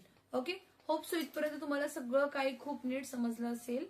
Okay, now we'll talk about the your structure and development of the ovary. यहाँ तक जो हम लोगों ने study किया ना वो क्या था, बेसिकली सारा प्रोसेस था, या फिर हम बोल सकते हैं पार्ट्स हमने स्टडी किया। किस चीज के पार्ट्स को हमने स्टडी किया? We have studied the female reproductive के पार्ट्स। अभी हम लोग बात करते हैं structure and development of ovary की। ओके, सो अभी हम लोग जो चीज स्टडी करने वाले हैं that is the structure and development of ovary. जो ओवरी के अंदर हमारे जो भी फॉलिकल्स है या फिर जो भी हमारा एग है उसके डेवलपमेंट कैसे होने वाली है, वो सारी चीजें हम लोग स्टडी करेंगे। बात करते हैं अगर ओवरी की, ओवरी के अंदर दो स्ट्रक्चर या फिर दो प्लेस आपको मिलेगा। एक है सेंट्रली, जो सेंट्रली प्रेजेंट है, ये जो आपको दिखाई दे रहा है ये जो सेंट्रली प्रेजेंट है इसको हम लोग बोलते हैं मेड्यूला। इसको हम लोग क्या बोलेंगे? मेड्यूला। ठीक है। एंड ये जो आपको दिख रहा है दिस वन, जो इसके बाजू में ऐसा प्रेजेंट है, this one is called as cortex. इसको हम लोग क्या बोलेंगे? कॉर्टेक्स। ठीक है। देखिए यहाँ पर लिखा हुआ है सेंट्रली कौन है? Medulla. Medulla will have the blood vessels, lymph and the nerve fibres. Talking about the cortex, it will have the ovarian follicles. Ma'am follicles मतलब क्या? देखिए ये जो आपको दिखाई दे रहा है ना, ये see this one are nothing but the primordial follicle. ये लोग क्या है? Basically this are the primordial follicle. ये लोग कौन है? Primordial follicles. ये जो आपको दिखाई दे रहा है this is nothing but the primary follicle, this one is the secondary, this one is the tertiary, and ये जो है ये आपका है ग्राफियन फॉलिकल। ये दिखाई दे रहा होगा ये एक्सेल है, ये ओव्यूलेटेड ओवम है। ये बेसिकली क्या है? आपका कॉर्पस ल्यूटियम। अगर कॉर्पस ल्यूटियम की बात करते हैं, कॉर्पस ल्यूटियम होता है येलो। कैसा होता है? Yellow body. ठीक है। एंड ये है आपका कॉर्पस एल्बिकन। कॉर्पस एल्बिकन होता है व्हाइट बॉडी। ठीक है। एक है येलो एंड एक है व्हाइट। ये जो सारा आपको दिखाई दे रहा है प्राइमरी फॉलिकल से लेके सेकेंडरी, टर्शरी, ग्राफियन, ये जो पूरा है ना, this is okay just a second, this one, this is nothing but the developmental stage of oocyte। Developmental stage of oocyte। ठीक है। अभी मैंने आपको बताया कि फॉलिकल्स यानी ये प्राइमरी, ये सेकेंडरी, ये टर्शरी। तो प्राइमरी, सेकेंडरी, टर्शरी, मैम इनमें डिफरेंस क्यों है? इनको प्राइमरी, सेकेंडरी, टर्शरी क्यों बोलते हैं? तो उससे पहले हम थोड़ा सा ना फॉलिक्यूलोजेनेसिस स्टडी करते हैं। फॉलिक्यूलोजेनेसिस स्टडी किया तो आपको पता चल जाएगा कि हर एक फॉलिकल को हम ऐसा क्यों बुलाते हैं। ठीक है। यहाँ पर देखिए, so here we are talking about the folliculogenesis. Folliculogenesis. Okay. सबसे पहले मैं बात कर रही हूँ यहाँ पर प्राइमरी फॉलिकल की। किसकी बात कर रही हूँ? Primary follicle. बात करते हैं प्राइमरी फॉलिकल की, यहाँ पर ऐसे समझिए ये जो है ना, this is nothing but the primary oocyte। ये क्या है आपका? Primary oocyte। ठीक है। इसके बाजू में, सराउंडिंग में आपको ऐसे बहुत सारे सेल्स मिलेंगे। ओके, ऐसे आपको बहुत सारे सेल्स मिलेंगे। ठीक है। You will have a single layer और अ डबल लेयर, बस इतना ही। दिस इज नथिंग बट, ये जो दिखाई दे रहा है ये है आपके ग्रैन्युलोसा सेल्स। ये कौन सा सेल है? Granulosa cell. इतना सा ही आपका है प्राइमरी फॉलिकल। इसमें जब इसी वाले स्ट्रक्चर में, जस्ट अ सेकेंड,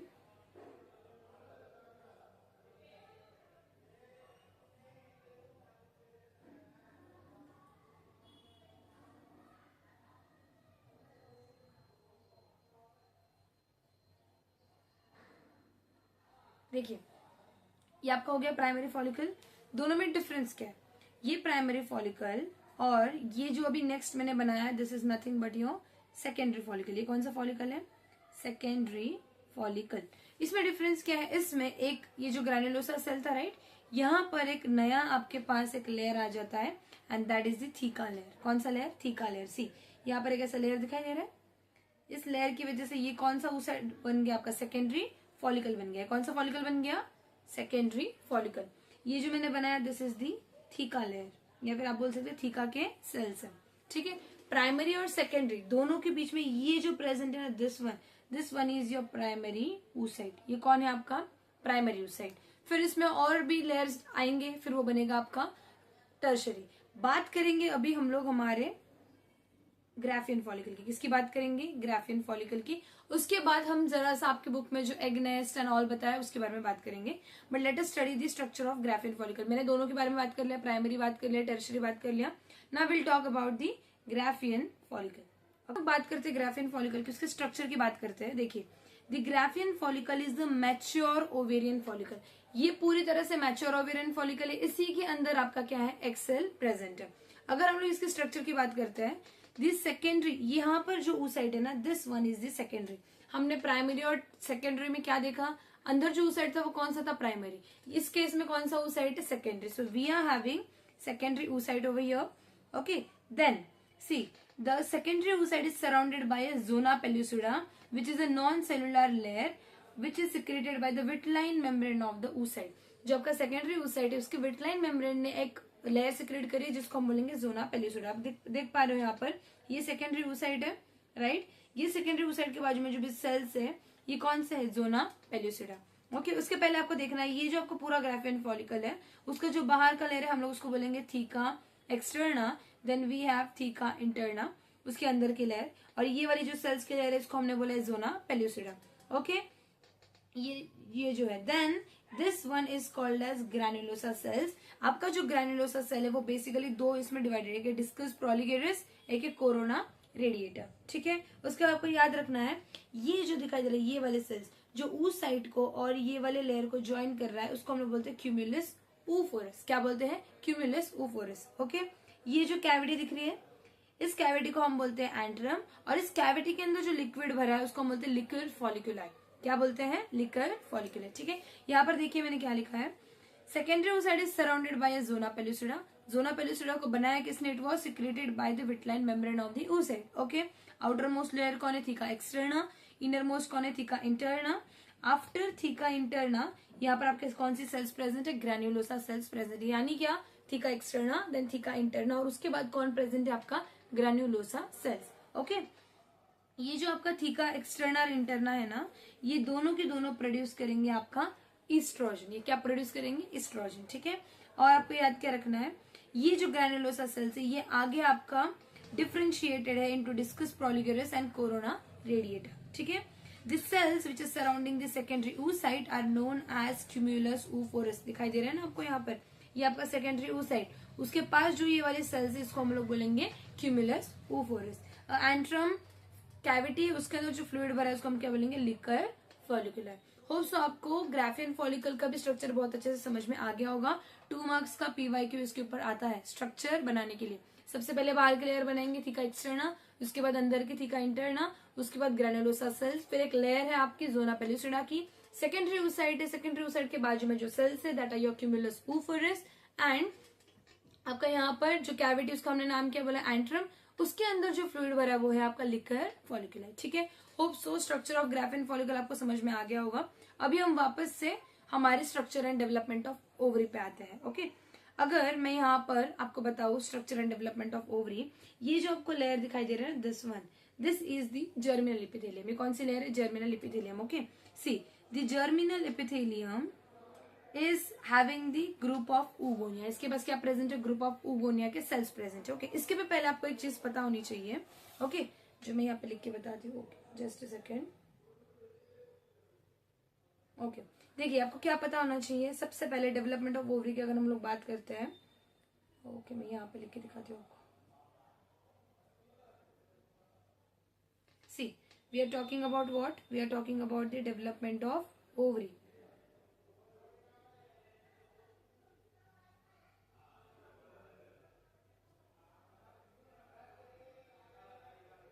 ओके, यहाँ पर आपको याद क्या रखना है, सबसे पहले हमारे पास है ओवा।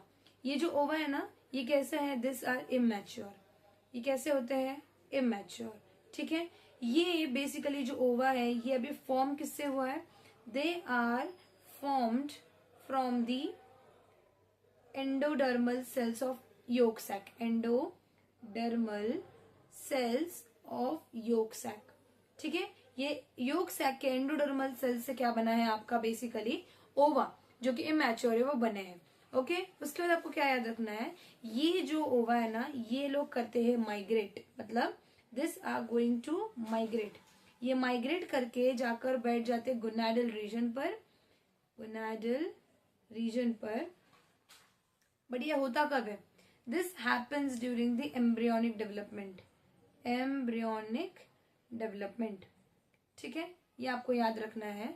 फिर ये जो इमेच्योर है ना ये लोग करते हैं डिविजन, कौन सी डिवीजन करेंगे हमने सीखा, एक होता है माइटोसिस, एक होता है meiosis. So they are going to perform the mitotic division. कौन सी डिवीजन कर रहे हैं, माइटोटिक डिवीजन. माइटोटिक डिवीजन करने के बाद ये जो आपके इमैच्योर ओवा थे ये बन जाएंगे अभी oogonia. क्या बन जाएंगे, oogonia. ओके, एंड इस oogonia के पास क्या प्रेजेंट होता है, they have many layers of theca, many layers of theca. फिर ये जब मैच्योर होंगे हमको पता है they will form the Graafian follicle. अभी हमने देखा था right, they will form the Graafian follicle.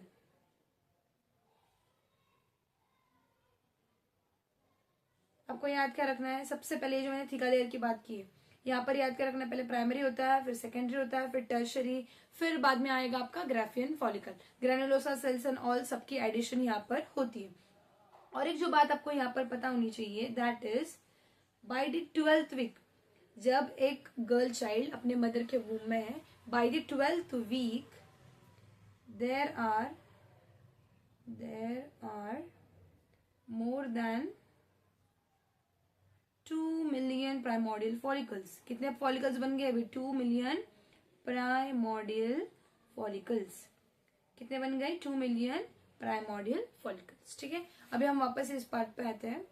यहाँ पर आप देखिए हमने हमारा फॉलिकुलोजेनेसिस देख लिया, ग्राफियन फॉलिकल देख लिया, उसके बाद हमने यहाँ पर अभी किस चीज की बात की, आपका एक्सेल या फिर oogonia बनने के पहले जो एम्ब्रियोनिक स्टेज में जो होता है वो चीज के बारे में पढ़ लिया ना. What you need to understand is, मैंने आपको बताया था कि जर्मिनल एपिथेलियम है राइट. जर्मिनल एपिथेलियम में बनेगा आपका ग्रुप ऑफ oogonia उसके हेल्प से. फिर ये जो आपका कॉर्टेक्स है ना, with the help of the, यहाँ पर आपको याद रखना है, यहाँ पर आपको याद जो रखना है वो है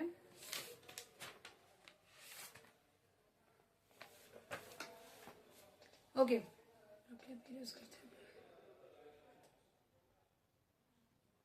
ठीक है, यहाँ पर अभी हमने बात की थी जर्मिनल एपिथेलियम की. Germinal epithelium it will have the group of oogonia.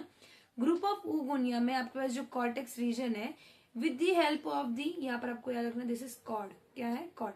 With the help of the cord, अभी बहुत सारे कॉर्ड्स उसके पास प्रेजेंट है. उस कॉर्ड के अंदर या फिर उस कॉर्ड को हम बोलेंगे एग ट्यूब या फिर प्लगलर सेल्स. ठीक है, उसके बाद आपको क्या याद रखना है, it is having the round oogonial cells जिसको हम बोलेंगे एगनेस्ट. फिर इस एगनेस्ट में कौन प्रेजेंट है, प्राइमोडियल oocyte, जिसके पास बेसिकली क्या होता है, प्राइमरी oocyte होता है. ओके, उसके बाद ये करेगा मियोसिस. मियोसिस करने के बाद ये मियोसिस हो जाती है स्टॉप. ओके, ये मियोसिस हो जाती है स्टॉप. यानी क्या, ये जो एंटायर प्रोसेस आपका चल रहा है, this is during the embryonic development. ये कब हो रहा है, एम्ब्रियोनिक डेवलपमेंट के टाइम पे, ड्यूरिंग द एम्ब्रियोनिक डेवलपमेंट. यहाँ पर होता क्या है बेसिकली आपको याद रखना है. यहाँ पर जो मैंने कॉर्ड्स की बात की है ना, यहाँ पर आप देख सकते हो ये वाला जो है जर्मिनल एपिथेलियम, इसके यहाँ पर ना ऐसे ऐसे ट्यूब्स होते हैं. क्या होते हैं, ऐसे ट्यूब्स प्रेजेंट होते हैं. इस ट्यूब्स के अंदर ऐसे आपके सेल्स प्रेजेंट होंगे. ठीक है, ऐसे बहुत सारे एक्स सेल्स प्रेजेंट होंगे जो कि मैंने बताया आपके प्राइमोडियल फॉलिकल्स है. इस ट्यूब को हमने बोला है आपका एक ट्यूब, और जो अगर एक ट्यूब के अंदर बहुत सारे oogonial सेल्स होंगे तो हम उसको बोलते हैं एगनेस्ट. इतना ही याद रखना है आपको. ठीक आहे, आता इथे तुम्हाला काय लक्षात ठेवायचे, दोन गोष्टी होतात. एक एम्ब्रियोनिक डेव्हलपमेंट मध्ये आणि काही गोष्टी प्युबर्टी आल्यानंतर. तर एम्ब्रियोनिक डेव्हलपमेंट मध्ये जे होतं ते आता मैं तुम्हाला सांगितलंय.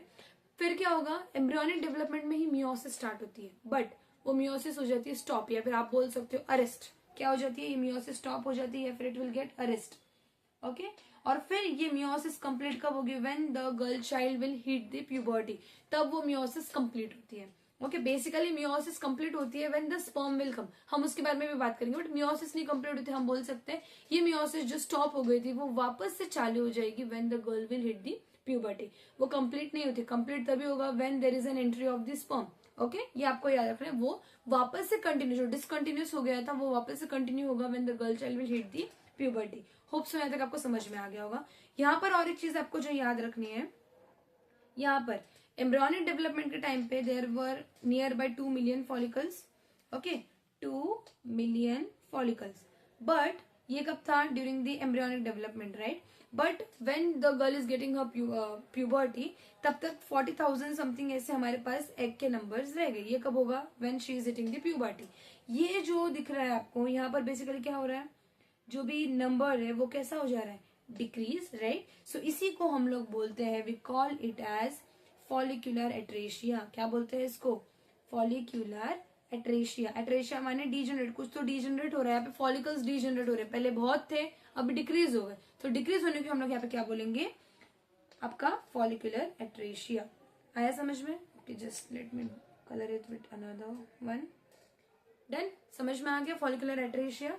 ओके, होप सो यहाँ तक आपको सारी चीजें अच्छे से समझ में आ गई। हमने फीमेल रिप्रोडक्टिव सिस्टम की बात की, उसके बाद हम लोगों ने हर एक जो हमारा यूट्रस था, यूट्रस को हमने देख लिया, then we have talked about the external genitalia.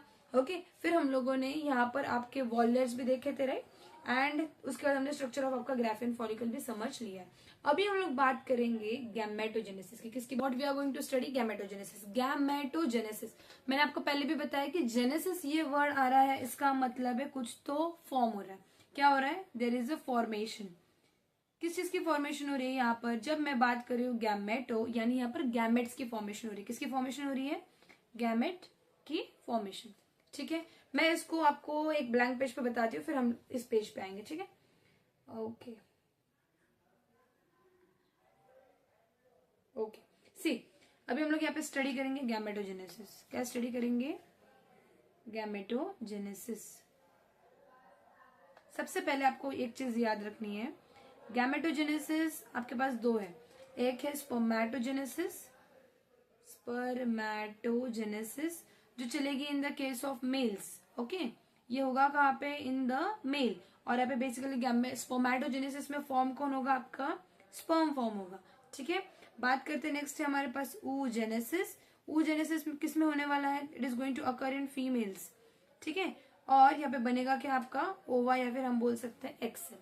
आया समझ में यहाँ तक? ओके, नाउ यहाँ पर आपको याद रखना है, दोनों के केस में, both in the case of your male and female, we will have 3 phases. क्या होने वाले आपके पास? 3 फेजेस होने वाले हैं। First one is your multiplication phase. First phase कौन सा है आपका? Multiplication phase. ठीक है, उसके बाद का जो फेज है आपका है growth phase, growth phase. Okay, and the last one is your multiplication phase, sorry elongation phase. Multiplication तो पहला वाला था, right. Last one is your elongation phase. ठीक है, ये तीनों जो फेजेस है ये बोथ मेल एंड फीमेल के केस में आपको मिलेगा, मतलब मल्टीप्लीकेशन फेज इधर भी होगा उधर भी होगा। ठीक है, अभी हम लोग स्टार्ट करते हुए विद स्पर्मेटोजेनेसिस। किसकी बात करेंगे? Will talk about the spermatogenesis. C,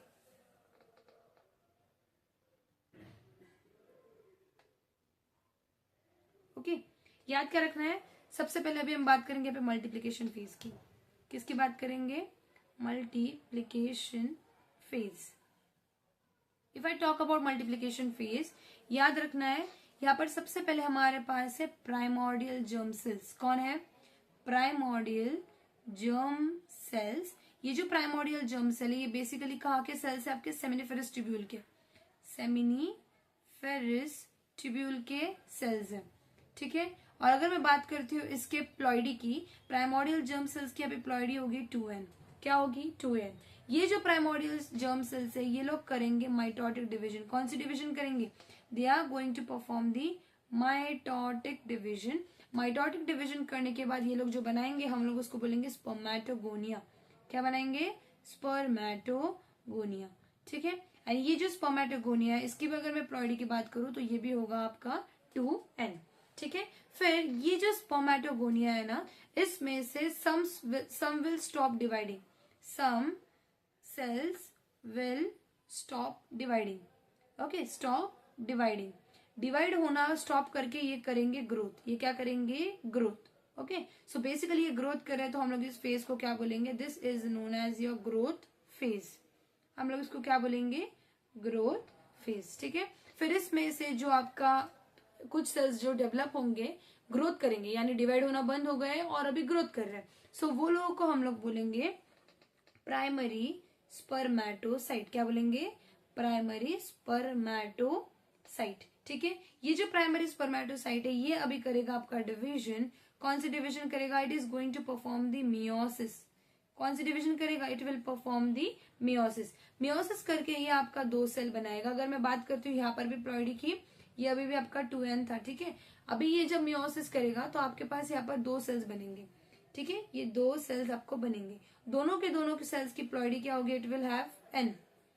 haploid हो गई है, ओके। डिप्लॉइड से पहले भी हैप्लॉइड हो गए। ये जो दोनों सेल्स है ना, ये है आपके सेकेंडरी स्पर्मेटोसाइट। ये क्या है? Secondary spermatocyte. ये सेकेंडरी स्पर्मेटोसाइट आगे वापस से करेंगे मियोसिस। ये दोनों वापस से क्या करेंगे? मियोसिस, ठीक है। Meiosis 2, basically they will do the meiosis 2। Meiosis 2, meiosis 2 करेगा तो आपके पास 4 सेल्स दिख रहे हैं। ये जो चारों के चारों सेल्स है ना, ये हैं आपके स्पर्मेटिड्स। ये लोग क्या है? आपके स्पर्मेटिड्स, ओके। अभी मुझे एक चीज बताओ, यहां तक हमने पूरा स्पर्मेटोजेनेसिस देख लिया, बट ये जो आपको स्पर्मेटिड्स दिख रहे हैं, क्या ये आपको स्पर्म के जैसे दिख रहे हैं? नहीं, राइट, बिकॉज कोई फ्लैजेला नहीं है, कोई मूवमेंट वाले नहीं है। तो अभी इसमें होगी कुछ डेवलपमेंटल चेंजेस, आप बोल सकते हो, ठीक है। हम बात करते हैं इसके बारे में, जस्ट ए सेकेंड।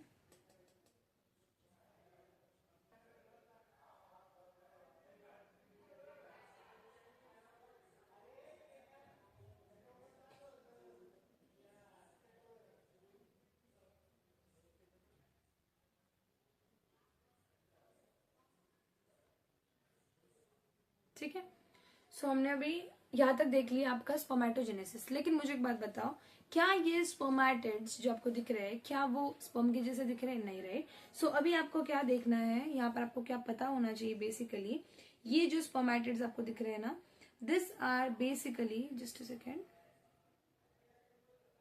ये जो स्पर्मेटिड्स है ना, ये होते हैं आपके नॉन मोटाइल। ये कैसे होते हैं? Non motile. कैसे होते हैं? Non motile and also non functional. ये होते हैं नॉन फंक्शनल, ओके। सो इनको मोटाइल बनाने के लिए, फंक्शनल बनाने के लिए हमको करना क्या पड़ेगा? What are they going to do? This, ये जो चारों के चारों आपको दिखाई दे रहे हैं, they are going to remain held, actually they are going to remain held inside the your seminiferous tubule, या फिर आप बोल सकते हो नहीं, ओके। सो इनको मोटाइल बनाने के लिए हमको करना क्या पड़ेगा? इनको मोटाइल बनाने के लिए what we are going to do is, it is going to remain held inside the Sertoli cells. Remain held inside the Sertoli cells. Sertoli cells, ठीक है। सर्टोली सेल्स के अंदर जब ये लोग जाते हैं, ये बेसिकली करेंगे वहां पर क्या? नरिशमेंट करेंगे। क्या? नरिशमेंट, ठीक है। और चीज आपको क्या याद रखनी है, देखिए यहाँ पर बेसिकली क्या होगा, जो हेड है वो सर्टोली के अंदर एम्बेडेड होगा, ओके। सर्टोली के अंदर एम्बेडेड, बट जो टेल है ना वो बाहर ही रहेगी, रिमेन आउटसाइड, ठीक है, रिमेन आउटसाइड। बट मुझे एक बात बताओ, ये नॉन मोटाइल है, नॉन फंक्शनल था, तो इसको फंक्शनल बनाने के लिए हमने किसके पास भेजा है? सर्टोली के पास भेजा है। तो कौन कौन से चेंजेस होते हैं उनके बारे में बात करते हैं, मैं यहाँ पर बता रही हूँ। देखिए, इफ आई टॉक अबाउट कि यहाँ पर कौन कौन से चेंजेस हमारे पास होने वाले हैं, ओके। सो यहाँ पर सबसे पहले आपको याद रखना है, जस्ट अ सेकेंड,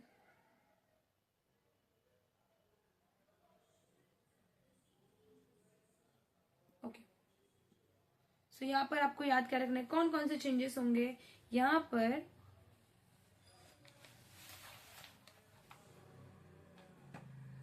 कौन कौन से चेंजेस होंगे यहाँ पर? जो लेंथ है, I hope so this colour is visible.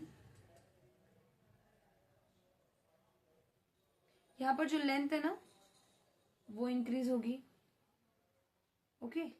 जो सेंट्रियोल्स है वो रीअरेंज होंगे, centrioles rearrange, okay. Then you need to understand it, यहाँ पे जो भी माइटोकॉन्ड्रिया था आपका, माइटोकॉन्ड्रिया वो स्पाइरल बन जाएगा। क्या बन जाएगा? स्पाइरल, ठीक है। उसके बाद और क्या चीजें हैं, जैसे आपका यहाँ पे जो गोल्जी बॉडी है वो जाकर बैठ जाएगा आपके एक्रोसोम में, यानी हेड ऑफ स्पर्म में, ठीक है। उसके बाद यहाँ पर जो भी न्यूक्लियस है उसकी कंडेंसेशन हो जाएगी। न्यूक्लियस की क्या हो जाएगी? Condensation, okay. फिर आपको याद क्या रखना है, यहाँ पर जो भी एक्सेस साइटोप्लाज्म है उसको हम रिमूव करेंगे। Excess cytoplasm gets remove and main thing यहाँ पर फ्लैजेला भी डेवलप हो जाता है, यानी डेवलपमेंट ऑफ फ्लैजेला भी हो जाता है, डेवलपमेंट ऑफ फ्लैजेला, ओके। मुझे अब एक चीज बताओ, ये जो प्रोसेस था जो अभी मैंने बॉक्स में बनाया है, इस वाले प्रोसेस में आपको क्या समझ में आया कि पहले हमारे पास स्पर्मेटिड था, वो स्पर्मेटिड कैसा था, नॉन फंक्शनल था, कोई उसमें फंक्शन नहीं थी, कोई फ्लैजेला नहीं था, कोई मूवमेंट वो कर नहीं पा रहा था। तो उसको फंक्शनल बनाने के लिए वो किसके पास गया, सेमिनिफेरस ट्यूब्यूल के सर्टोली सेल्स के पास, राइट, या फिर हम इसको नर्व सेल बोलते हैं। तो यहाँ पर सर्टोली सेल्स के पास जाने के बाद उसके में क्या हुआ, डेवलपमेंट हुई, राइट, नॉन फंक्शनल से वो फंक्शनल बना। तो इसी प्रोसेस को हम लोग बोलते हैं स्पर्मियोजेनेसिस। क्या बोलते हैं, स्पर्मियोजेनेसिस। क्या बोलते हैं, spermiogenesis. So this is nothing but the spermiogenesis. आया समझ में, स्पर्मियोजेनेसिस मतलब नॉन फंक्शनल से फंक्शनल बनना, आप बोल सकते हो नॉन फंक्शनल से फंक्शनल बनना, या फिर आप बोल सकते हो स्पर्मेटिड से स्पर्म बनना, स्पर्मेटिड से स्पर्म बनना, ठीक है। This is known as spermiogenesis. इसको हमने क्या नाम दिया है, spermiogenesis. Let me take another colour.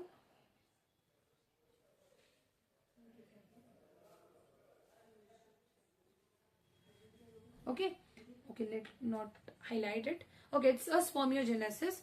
और ये जो था हमारा, ये था आपका स्पर्मेटोजेनेसिस। ये क्या था आपका, स्पर्मेटोजेनेसिस। ओके, दोनों वर्ड्स जो है वो आपको समझ में आ गया होगा।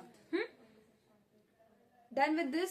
और आपको और एक चीज क्या याद रखनी है, एक होता है स्पर्मिएशन, एक क्या होता है आपका स्पर्मिएशन। स्पर्मिएशन मतलब क्या, जब आपका ये वाला जो दिखाई दे रहा है आपको, दिस वन,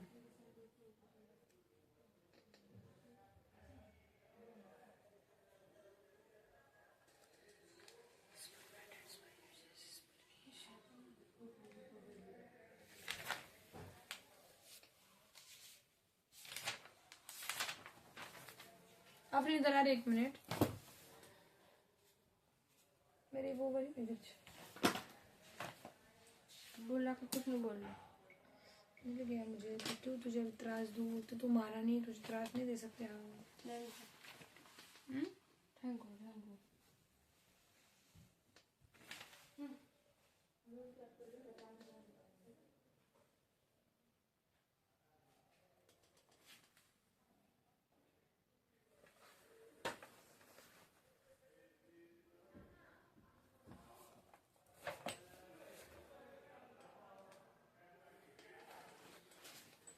ओके, होप सो आपको पूरा आपका जो स्पर्मेटोजेनेसिस है वो अच्छे से समझ में आ गया होगा। Now will talk about the oogenesis। Okay, the same way में अभी हम oogenesis को भी पढ़ेंगे, फिर हम लोग उस फ्लो चार्ट की तरफ आएंगे। ओके, ये जो आपका पाथवे है ना वो बहुत ज्यादा इंपॉर्टेंट है। जैसे ये वाला था, प्राइमोर्डियल से गया, just a second, let me change it. Okay, primordial से बना प्राइमरी स्पर्मेटोगोनिया, फिर प्राइमरी स्पर्मेटोसाइट, फिर सेकेंडरी स्पर्मेटोसाइट, स्पर्मेटिड। ये सब चीजों को लर्न करने की ट्रिक है, हम लास्ट में उन ट्रिक्स को देखेंगे, ठीक है। Now will talk about the oogenesis। किसके बारे में बात करेंगे, will talk about the oogenesis। जैसे मैंने बताया था, दोनों में भी तीनों स्टेप्स है, उसमें भी 3 स्टेप्स पढ़े, अब इसमें भी हम लोग 3 स्टेप पढ़ेंगे। सबसे पहले हमारे पास है यहाँ पर भी मल्टीप्लीकेशन फेज, मल्टीप्लीकेशन फेज, ये थोड़ा सा डिफरेंट है। यहाँ पर हमारे पास मल्टीप्लीकेशन फेज, मल्टीप्लीकेशन फेज में यहाँ पर आपको याद रखना है, सबसे पहले है हमारे पास प्राइमरी जर्मिनल सेल्स। क्या है, प्राइमरी जर्मिनल सेल्स, या फिर आप इसी को क्या बोल सकते हो, प्राइमोर्डियल सेल्स भी बोल सकते हो। ओके, प्राइमरी जर्मिनल सेल्स है। प्लॉइडी की अगर बात करते तो ये लोग कैसे है, 2n, ठीक है। ये लोग करेंगे डिविजन, कौन सी डिविजन करेंगे, so they are going to perform the mitotic division, mitotic division. Okay, mitotic division करने के बाद ये जो स्ट्रक्चर बनाएगा हम लोग उसको बोलेंगे प्राइमरी oocyte। क्या बोलेंगे, प्राइमरी oocyte, ठीक है। प्राइमरी oocyte में बेसिकली अभी कुछ चेंजेस होंगे। कौन से चेंजेस होंगे, it will get increase, okay, in size. तो इंक्रीज इन साइज हो रहा है, तो उसमें क्या क्या चेंजेस हो रहे हैं, बेसिकली जो गोल्जी है, ओके, या फिर जो ईआर है, आपका माइटोकॉन्ड्रिया है, इन सब का जो भी कंटेंट है वो क्या हो जाता है, इंक्रीज हो जाता है। क्या हो जाता है, इंक्रीज, ठीक है। फिर ये जो प्राइमरी oocyte है ये करेगा मियोसिस 1। क्या करेगा, meiosis 1, it will perform the meiosis 1। Okay, ये वाला जो था ना साइज इंक्रीज वाला, इसी फेज को आप बोलोगे ग्रोथ फेज। क्या बोलोगे, ग्रोथ फेज, ठीक है। होप सो यहाँ तक आपको समझ में आ गया होगा। अभी ये जो प्राइमरी आपका oocyte बना था ये कर रहा है मियोसिस 1। जैसे ही ये मियोसिस 1 करेगा ना, ये बनाएगा 2 हैप्लॉइड सेल्स। ये क्या बनाएगा, 2 haploid daughter cells, 2 haploid daughter cells. But यहाँ पर जो आपको एक चीज याद रखनी है, यहाँ पर हुई है unequal cytoplasmic division, unequal cytoplasmic division. इस अनइक्वल साइटोप्लाज्मिक डिवीजन होने की वजह से आपके पास जो सेल्स बनेंगे ये दोनों सेल्स अनइक्वल साइज के होंगे, मतलब एक पूरी तरह से बड़ा होगा और एक वाला क्या होगा आपका छोटा होगा। ये जो एक लार्ज सेल है, ओके मैं यहाँ पर लिख के बताती हूँ क्या होगा। अनइक्वल साइटोप्लाज्मिक डिवीजन की वजह से फ्रेंड इसकी लाइट क्यों बंद हो गई, देख तो रिंग लाइट की लाइट बंद हो गई अपने। तो बर्तन है इसलिए मैं ये नहीं गई ना अभी। बर्तन 2 मिनट तेरा होने का मैं बर्तन नहीं थी क्या बच्चा। ओके सो यहाँ पर हुई है क्या, अनइक्वल साइटोप्लाज्मिक डिवीजन। इस अनइक्वल साइटोप्लाज्मिक डिवीजन होने की वजह से जैसे मैंने अभी आपको बताया एक लार्ज सेल बनेगा और एक स्मॉल सेल। ओके एक बनेगा आपका लार्ज सेल और एक बनेगा आपका स्मॉल सेल। ये जो लार्ज सेल है ना यही आगे जाके आपका बनने वाला है सेकेंडरी oocyte। ये क्या बनेगा आपका सेकेंडरी oocyte। और ये जो स्मॉल वाला है ये बनेगा पोलर बॉडी। ये क्या बनेगा पोलर बॉडी। होप सो यहाँ तक समझ में आ गया होगा। क्या क्या देखा देखिए वापस से। सबसे पहले प्राइमरी जर्म सेल था या फिर आपका प्राइमोर्डियल सेल्स, उन्होंने माइटोटिक डिवीजन करी और बनाया आपका प्राइमरी oocyte। ओके फिर इनमें हुई इंक्रीज इन साइज। यहाँ तक का जो स्टेप था ये आपका क्या था मल्टीप्लीकेशन फेज। ओके फिर इनमें जब इंक्रीज हुई गोल्जी बॉडी ईआर माइटोकॉन्ड्रिया जब इंक्रीज हुआ तो ये कौन सा फेज था आपका ग्रोथ फेज। ओके फिर इन्होंने वापस की मियोसिस 1। मियोसिस 1 करने की वजह से 2 हैप्लॉइड सेल तो बने बट इनमें हुई unequal cytoplasmic division. Unequal cytoplasmic division होने की वजह से एक बड़ा सेल बना और एक छोटा सेल बना। जो बड़ा वाला था वो बनेगा आपका सेकेंडरी oocyte और जो छोटा वाला है वो है आपका फर्स्ट पोलर बॉडी। बेसिकली कौन सा बॉडी, फर्स्ट पोलर बॉडी। ठीक है होप सो यहाँ तक आपको समझ में आ गया होगा। अभी ये जो है ये मियोसिस 2 नहीं करेगा, this will not perform the meiosis 2, but ये जो लार्ज वाला था ये आपका मियोसिस 2 करेगा। आया समझ में। द सेकेंड जो आपको सेकेंडरी oocyte मिला है ये मियोसिस 2 परफॉर्म करेगा। ओके ये मियोसिस 2 करते करते अपना कब तक करेगा, until metaphase 2, until metaphase 2। Okay now this secondary oocyte will get shed off. Okay this secondary oocyte will get shed off from the Graafian follicle, from your Graafian follicle। Graafian follicle के अंदर आपका secondary oocyte था। हमने हमारा जो अभी मैंने आपको स्ट्रक्चर बताया था उसमें दिखा था हमको ओव्यूलेटेड ओवम दिख रहा था, वो वाला स्टेज की बात कर रहे हैं ये। ओके अभी आपको क्या याद रखना है, मैं इसको जरा सा छोटा करती हूँ। ओके ये जो सेकेंडरी oocyte है जो शेड ऑफ हुआ ग्राफियन फॉलिकल से, now it will travel to the fallopian tube. Okay it will travel to fallopian tube. कहाँ पर जाएगा, फेलोपियन ट्यूब। फेलोपियन ट्यूब पे ये जाएगा। अगर अब यहाँ पे 2 चीज आपको याद रखनी है, जैसे ही ये सेकेंडरी oocyte आपका फेलोपियन ट्यूब में गया इसके बाद एक तो यहाँ पर फर्टिलाइजेशन हो भी सकती है नहीं भी हो सकती। फर्टिलाइजेशन हो भी सकती है या फिर फर्टिलाइजेशन नहीं भी होगी, राइट। दोनों भी केसेस है हमारे पास, राइट। अगर फर्टिलाइजेशन होती है तो हमारा ये जो मेटाफेज 2 था वो पूरी तरह से कंप्लीट होगा, या फिर हम बोल सकते हैं मियोसिस 2 कंप्लीट होगा। सॉरी नॉट मेटाफेज, मियोसिस 2 जो है वो पूरी तरह से क्या होगा, it will get complete. But अगर फर्टिलाइजेशन नहीं होता है तो मियोसिस 2 कंप्लीट नहीं होगा और यहाँ पर वापस से आपका क्या बनेगा, क्या बनेगा देखिए, उससे एक ओवम बनेगा, ओवम। ओके और यहाँ पर आपका बन गया एक सेकेंडरी पोलर बॉडी। ओके अगर फर्टिलाइजेशन नहीं होता है तो मियोसिस 2 कंप्लीट नहीं होगा। वापस से देखिए क्या बताया मैंने, हमने पढ़ा अभी oogenesis, right. Primary germinal cells थे, उन्होंने किया माइटोटिक डिवीजन, उससे बना प्राइमरी oocyte। प्राइमरी oocyte पे कुछ ग्रोथ हुई, कुछ चेंजेस हुई, क्या हुआ, गोल्जी बॉडी ईआर माइटोकॉन्ड्रिया का कंटेंट जो है वो इंक्रीज हो गया, उससे बना आपका फिर उसने करी आपका ये first meiotic division. Meiotic division करने के बाद 2 हैप्लॉइड डॉटर सेल्स बने, उसमें से इन्होंने अनइक्वल साइटोप्लाज्मिक डिवीजन की जिसकी वजह से एक बड़ा सेल और एक छोटा सेल 2 बने, राइट। जो बड़ा सेल था वो मियोसिस 2 करेगा बट जो छोटा सेल था वो आपका था फर्स्ट पोलर बॉडी, वो मियोसिस 2 नहीं करेगा। ओके फिर ये मियोसिस 2 कब तक करेगा, मेटाफेज 2 तक। ओके, फिर ये शेड ऑफ हो गया secondary oocyte from the Graafian follicle, then it will go and stay in the fallopian tube. ठीक है, फेलोपियन ट्यूब में जाने के बाद वापस से आपके पास दिख रहा है आपको एक ओवम बना और एक सेकेंडरी पोलर बॉडी बना। बट ये ओवम अपना मियोसिस 2 कंप्लीट करेगा कब, when fertilisation will take place. अगर फर्टिलाइजेशन नहीं होती है तो ये अपना मियोसिस 2 कंप्लीट नहीं करेगा। ओके, ये पूरा था आपका oogenesis। होप सो आपका पूरा oogenesis समझ में आ गया होगा। अभी हम लोग हमारे डायग्राम के ऊपर आते हैं। ठीक है, ठीक है। सो यहाँ पर हम लोगों ने oogenesis को स्टडी कर लिया। अभी हम हमारे डायग्राम के ऊपर आते हैं, फिर आपको और अच्छे से समझ में आ जाएगा। Okay, see we were talking about the gametogenesis, spermatogenesis and oogenesis, right. यहाँ पर स्पर्मेटोजेनेसिस की अगर बात करते हैं, hope so it is visible.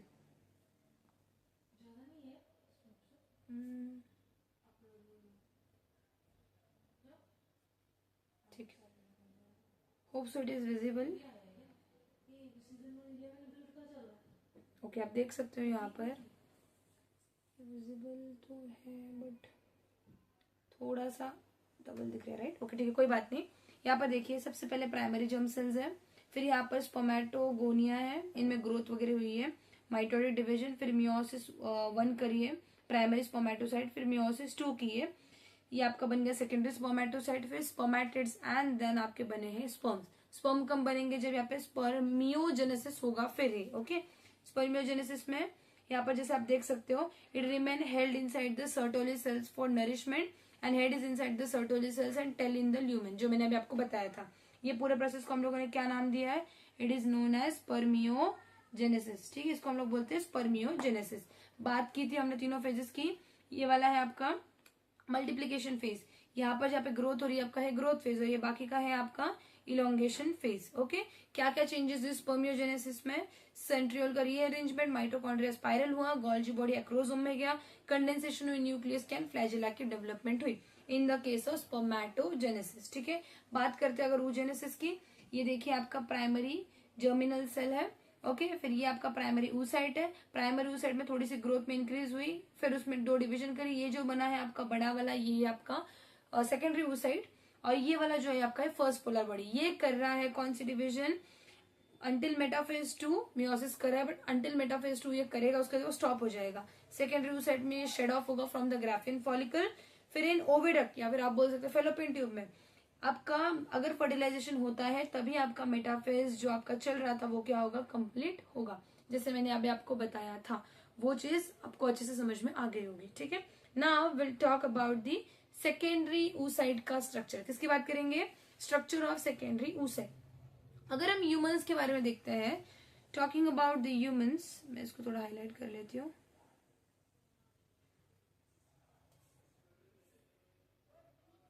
Okay, talking about the humans, humans के केस में हमारा जो भी एग है वो कैसा है, अनफर्टिलाइज्ड एग है। कैसा एग है, अनफर्टिलाइज्ड एग जो होता है उसके अंदर क्या प्रेजेंट होता है, सेकेंडरी oocyte प्रेजेंट होता है। ओके, फिर अगर हम ह्यूमंस की बात करते हैं, ह्यूमंस के केस में आपको ये 2 चीजें याद रखनी है, हमारे में नॉन क्लियोडिक एग होता है। इसका मतलब क्या है, the egg is without shell. Okay, and ये जो एग है वो कैसा होता है, माइक्रोलेथिकल, यानी स्मॉल अमाउंट ऑफ योक भी प्रेजेंट होता है। 2 चीजें पढ़ी हमने यहाँ पर।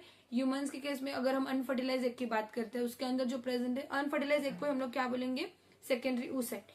इसमें 2 चीजें प्रेजेंट है, एक होता है ये नॉन क्लियोडिक यानी शेल नहीं है, और माइक्रोलेथिकल यानी बहुत स्मॉल अमाउंट में योक प्रेजेंट होता है। ओके, सेकेंडरी oocyte की अगर बात करते हैं, आपका जो सेकेंडरी oocyte है ये राउंड होगा, नॉन मोटाइल होगा। कैसा होगा, round and non motile.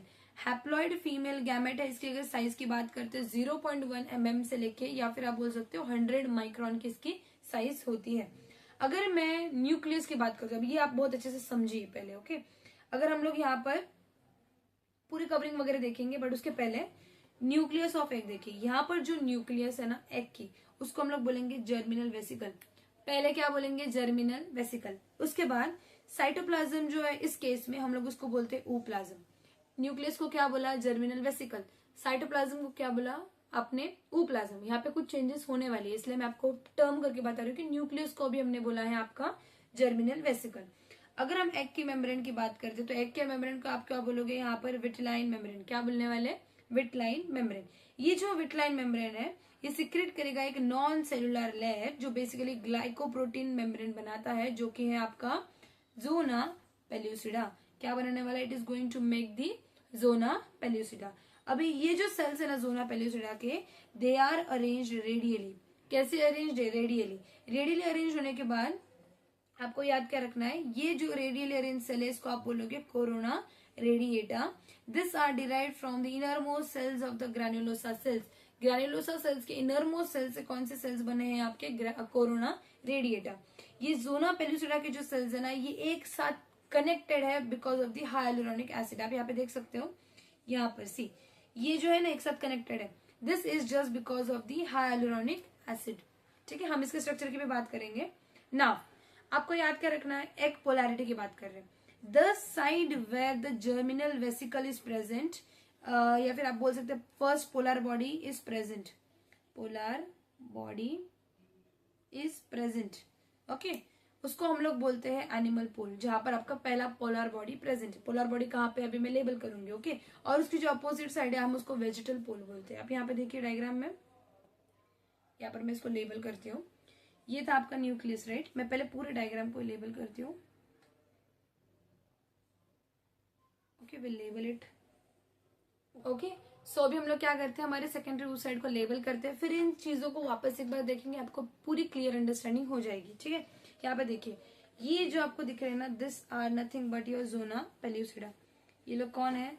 This are your zona pellucida, okay. अगर ये एक दूसरे के साथ बहुत ज्यादा पेल्यूसिडा, अगर ये एक दूसरे के साथ बहुत ही ज्यादा टाइटली अटैच्ड है तो उसका रीजन क्या है?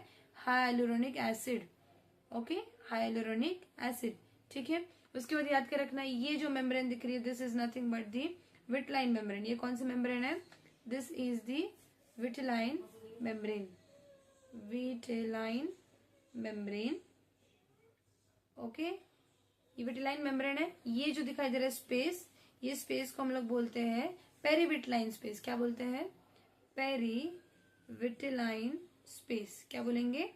Perivitelline space, okay.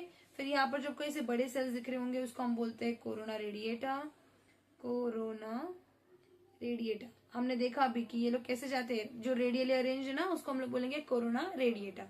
ये जो दिखाई दे रहा है दिस वन हम लोग बोलेंगे न्यूक्लियस है, बट मैंने आपको पहले ही बताया कि इस केस में न्यूक्लियस को हम लोग क्या बोलेंगे? Germinal vesicle. क्या बोलते हैं?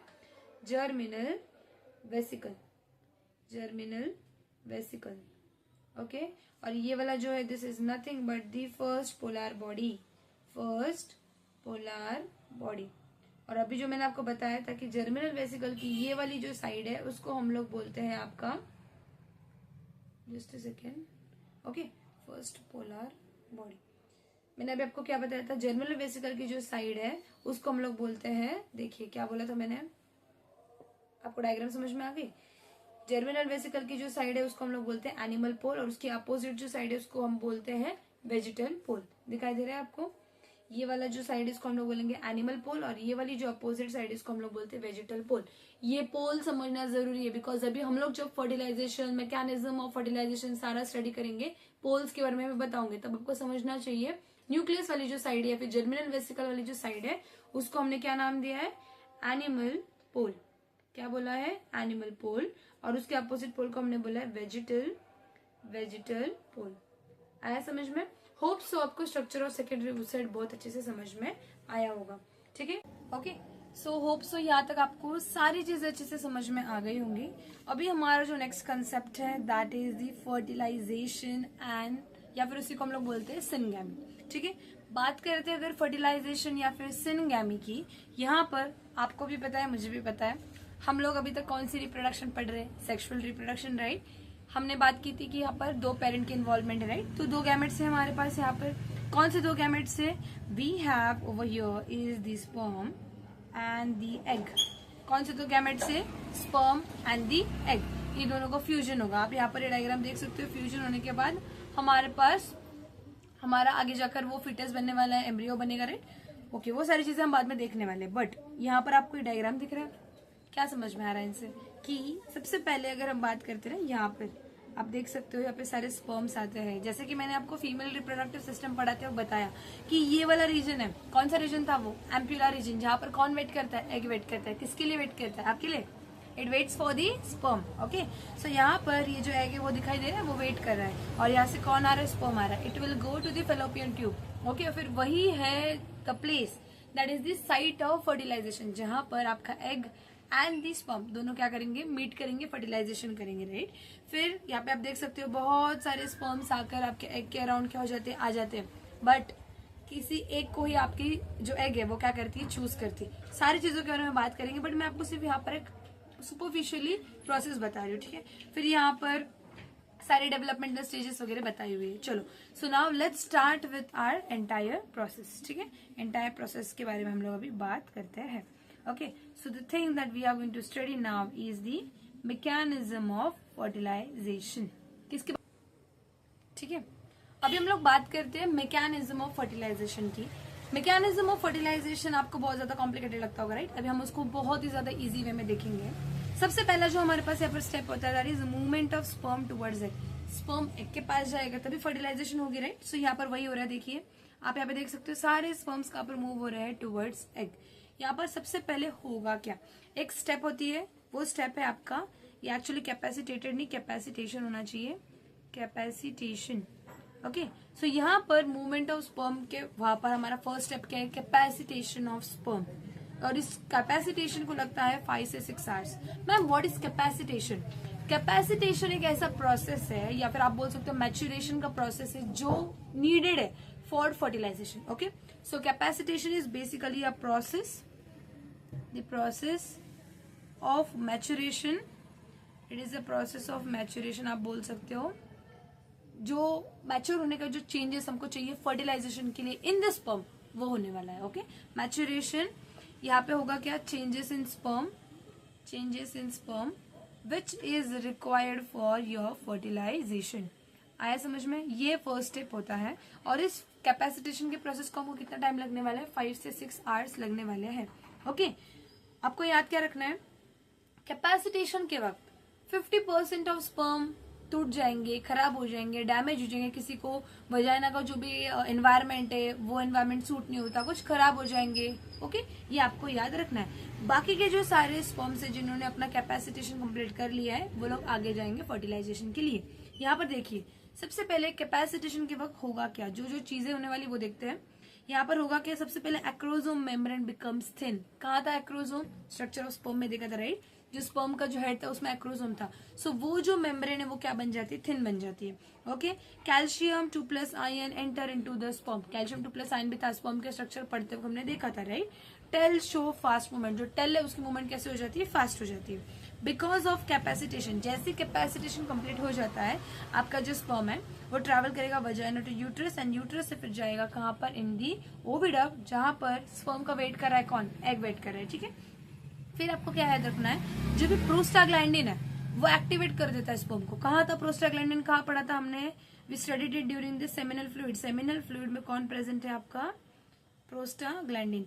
इस सेमिनल फ्लूइड के अंदर जो प्रोस्टाग्लैंडिन है वो स्पर्म को क्या करा देता है, एक्टिवेट करा देता है। ओके, दूसरा और क्या कौन आता है यहाँ पर, vestibular secretion of the female also fasten the movement of sperm.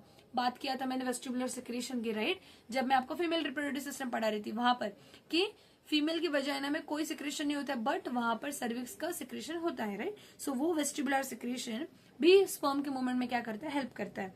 Sperm remain viable for 24 to 48 hours only.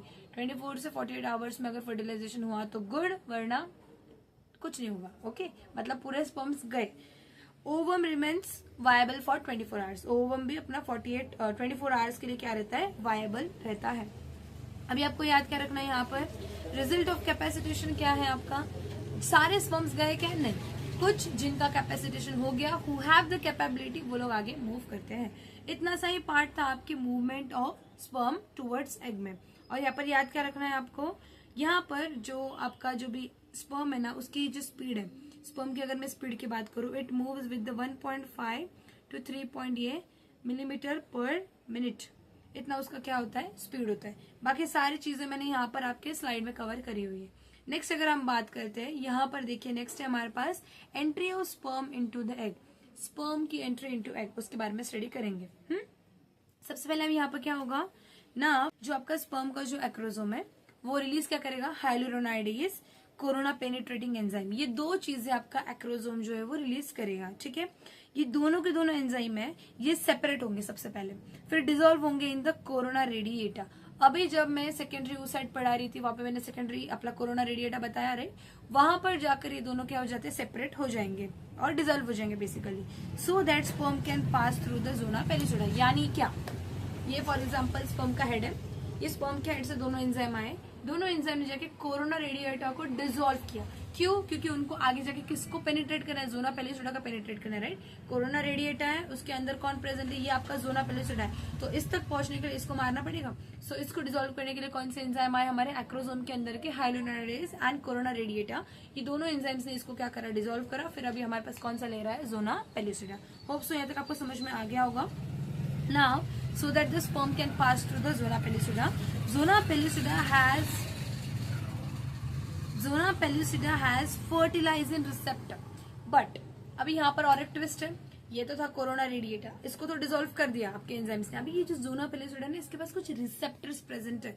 कौन से receptor present? It is having the fertilising receptor ZP3 and ZP2, ऐसे रिसेप्टर्स प्रेजेंट है। ये receptor क्या करेंगे, the fertilising bind to the specific anti fertilising of the sperm. Female के zona पेलिसोडा के पास fertilising receptor होता है और स्पर्म के पास क्या होगा, एंटी फर्टिलाइजिंग रिसेप्टर। तो ये जो रिसेप्टर प्रेजेंट है जोना पेलिसोडा के, वो एंटी फर्टिलाइजिंग रिसेप्टर के साथ बाइंड होंगे। बाइंड होने के बाद ये लोग एक रिएक्शन करेंगे, वो रिएक्शन को हम बोलते हैं फर्टिलाइजिंग एंटी फर्टिलाइजिंग रिएक्शन। क्या बोलेंगे, फर्टिलाइजिंग एंटी फर्टिलाइजिंग रिएक्शन। और ये जो रिएक्शन ये होता है स्पीशीज स्पेसिफिक, यानी क्या, ह्यूमन है तो ह्यूमन का ही स्पर्म चाहिए, ऐसा वो स्पीशीज स्पेसिफिक होता है। और यही रिएक्शन को हम क्या बोलते हैं, कंपैटिबिलिटी रिएक्शन, ठीक है। या तो होप से आपको समझ में आ गया होगा। Next, acrosome reaction. अभी एक्रोसोम क्या रिएक्शन कर रहा है, देखो, as soon as the sperm touch the egg at zona pellucida, जैसे ही स्पर्म ने ये एग का जोना पेलिसोडा को टच किया एट द एनिमल पोल। मैंने बताया था आपको कि पोल के बारे में पता करना है। पोल कौन सा था, एनिमल पोल कौन सा पोल था, बताओ मुझे।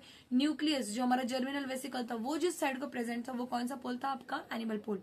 एनिमल पोल की तरफ यानी ऊपर की तरफ जब आपके स्पर्म ने यहाँ पर टच किया, that is to the zona pellucida, acrosome rupture. जैसे ही जोना पेलिसोडा को टच किया, एक्रोसोम क्या हो जाएगा, रप्चर हो जाएगा और रिलीज करेगा अपने लाइटिक एंजाइम्स को। कौन से एंजाइम है यहाँ पर, एक्रोसीन या फिर जोनालाइसिन एंजाइम को रिलीज करेगा। ये एक्रोसीन या फिर जोनालाइसिन एंजाइम आगे जाकर जोना पेलिसोडा को at the point of contact, जहां पे उन्होंने कॉन्टैक्ट किया है, वहां पर जाकर क्या होगा, रप्चर हो जाएगा। ओके, सो इस रिएक्शन को हम बोलते हैं एग रिएक्शन। क्या बोलेंगे, एग रिएक्शन। और इसकी वजह से ना कोन फॉर्म होता है। क्या फॉर्म होता है, कोन, ठीक आहे। परत बघा एकदा, तुम्हाला समजलं असेल, बट स्टिल काय स्टडी केलं आपण सेकंड पॉइंट मध्ये, एंट्री ऑफ स्पर्म बघतोय आपण, राईट। एंट्री ऑफ स्पर्म मध्ये आपण काय स्टडी केलं, इथं जो स्पर्म आहे तो बेसिकली काय करणार आहे, स्पर्मचा जो एक्रोसोम आहे तो काय रिलीज करणार आहे, दोन एन्झाइम्स रिलीज करणार आहे। कोणते दोन एन्झाइम्स होते आमच्याकडे, हायलुरोनाइडेज आणि कोरोना पेनिट्रेटिंग एन्झाइम। काय स्टडी केलं आपण, इकडे बघा, हा वाला आपला कोण होता, सेकंडरी ऊ साइड, राईट। सेकंडरी ऊ साइड मध्ये इथे सगळ्यात पहिले बाहेर कोण आहे, कोरोना रेडिएटिंग एंजाइम। मग आतमध्ये जोना पेलिसोडा है, इस कोरोना रेडिएटर को पहले अपने को डिसॉल्व करना पड़ेगा, राइट। सो कोरोना रेडिएटिंग एंजाइम और आपका हाइलुरोनाइडेज क्या करेंगे, इस कोरोना रेडिएटर के लेयर को डिसॉल्व करेंगे। क्या करेंगे, डिसॉल्व, ठीक है। इधर मैंने देखो मार्क करा हुआ है, it will dissolve them. Okay, इसकी वजह से क्या होगा, आपका जो स्पर्म है वो पास करेगा टू द जोना पेलिसोडा। ओके, फिर आपको याद क्या रखना है, जोना पेलिसोडा के पास कौन से रिसेप्टर प्रेजेंट है, फर्टिलाइजिंग रिसेप्टर प्रेजेंट है। और वो रिसेप्टर कौन है आपके, it is basically ZP3 and ZP2। उसके बाद ये जो रिएक्शन है वो कैसी है, स्पेसिफिक टू एंटी, मतलब फर्टिलाइजिंग और एंटी फर्टिलाइजिंग जाके बाइंड होंगे, and this reaction is species specific. कैसी होती है, स्पीशीज स्पेसिफिक। और इस रिएक्शन का दूसरा नाम क्या है हमारे पास, कंपैटिबिलिटी रिएक्शन। क्या है, कंपैटिबिलिटी रिएक्शन। एक्रोसोम में हमने क्या देखा, एक्रोसोम रिएक्शन के केस पे जैसे ही स्पर्म एग को टच कर रहा है, कहां पर, एट द जोना पेलिसोडा, कहां पर, एट द योर एनिमल पोल, जो एक्रोसोम है वो क्या हो जाएगा, रप्चर होने के बाद वो रिलीज करेगा लाइटिक एंजाइम। ये लाइटिक एंजाइम कौन से, एक्रोसिन या फिर जोनालाइसिन, ये जोना पेलिसोडा के साथ रिएक्ट करके कोन फॉर्म करेंगे। क्या फॉर्म करेंगे, कोन, ठीक है। और इसी को हम लोग क्या बोलते हैं, हम इसी को बोलते हैं एग रिएक्शन। क्या बोलते हैं, एग रिएक्शन। होप सो यहाँ तक आपको अच्छे से समझ में आ गया होगा। जैसे एग रिएक्शन होगा, एक कोन फॉर्म होगा of fertiliser and it is formed on the egg membrane. Egg की मेम्ब्रेन पे एक कोन फॉर्म हो गया। जैसे ये कोन फॉर्म होगा, the sperm head come in the contact with this head and वो जो आपका मेम्ब्रेन है वो क्या बन जाएगा, अभी वीक बन जाएगा, जिसकी वजह से डीपोलराइजेशन की वेव जनरेट होगी। उसके बाद क्या होगा, ये जो प्लाज्मा मेम्ब्रेन है वो डिसॉल्व हो जाएगा बोथ ऑफ द, फिर इसका मतलब क्या है, बोथ यानी स्पर्म का भी और एग का भी।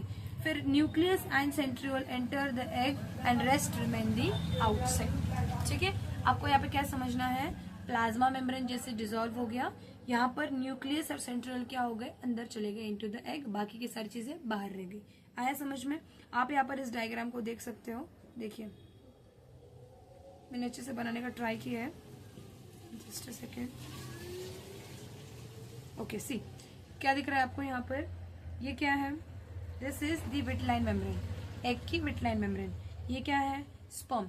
स्पर्म का जब हेड इस विटलाइन मेम्ब्रेन को टच कर रहा है, जैसे ही हेड टच कर रहा है यहाँ पे कॉर्टिकल रिएक्शन हो रहा है जो कन्वर्ट कर रहा है विटलाइन मेम्ब्रेन को into fertilisation membrane.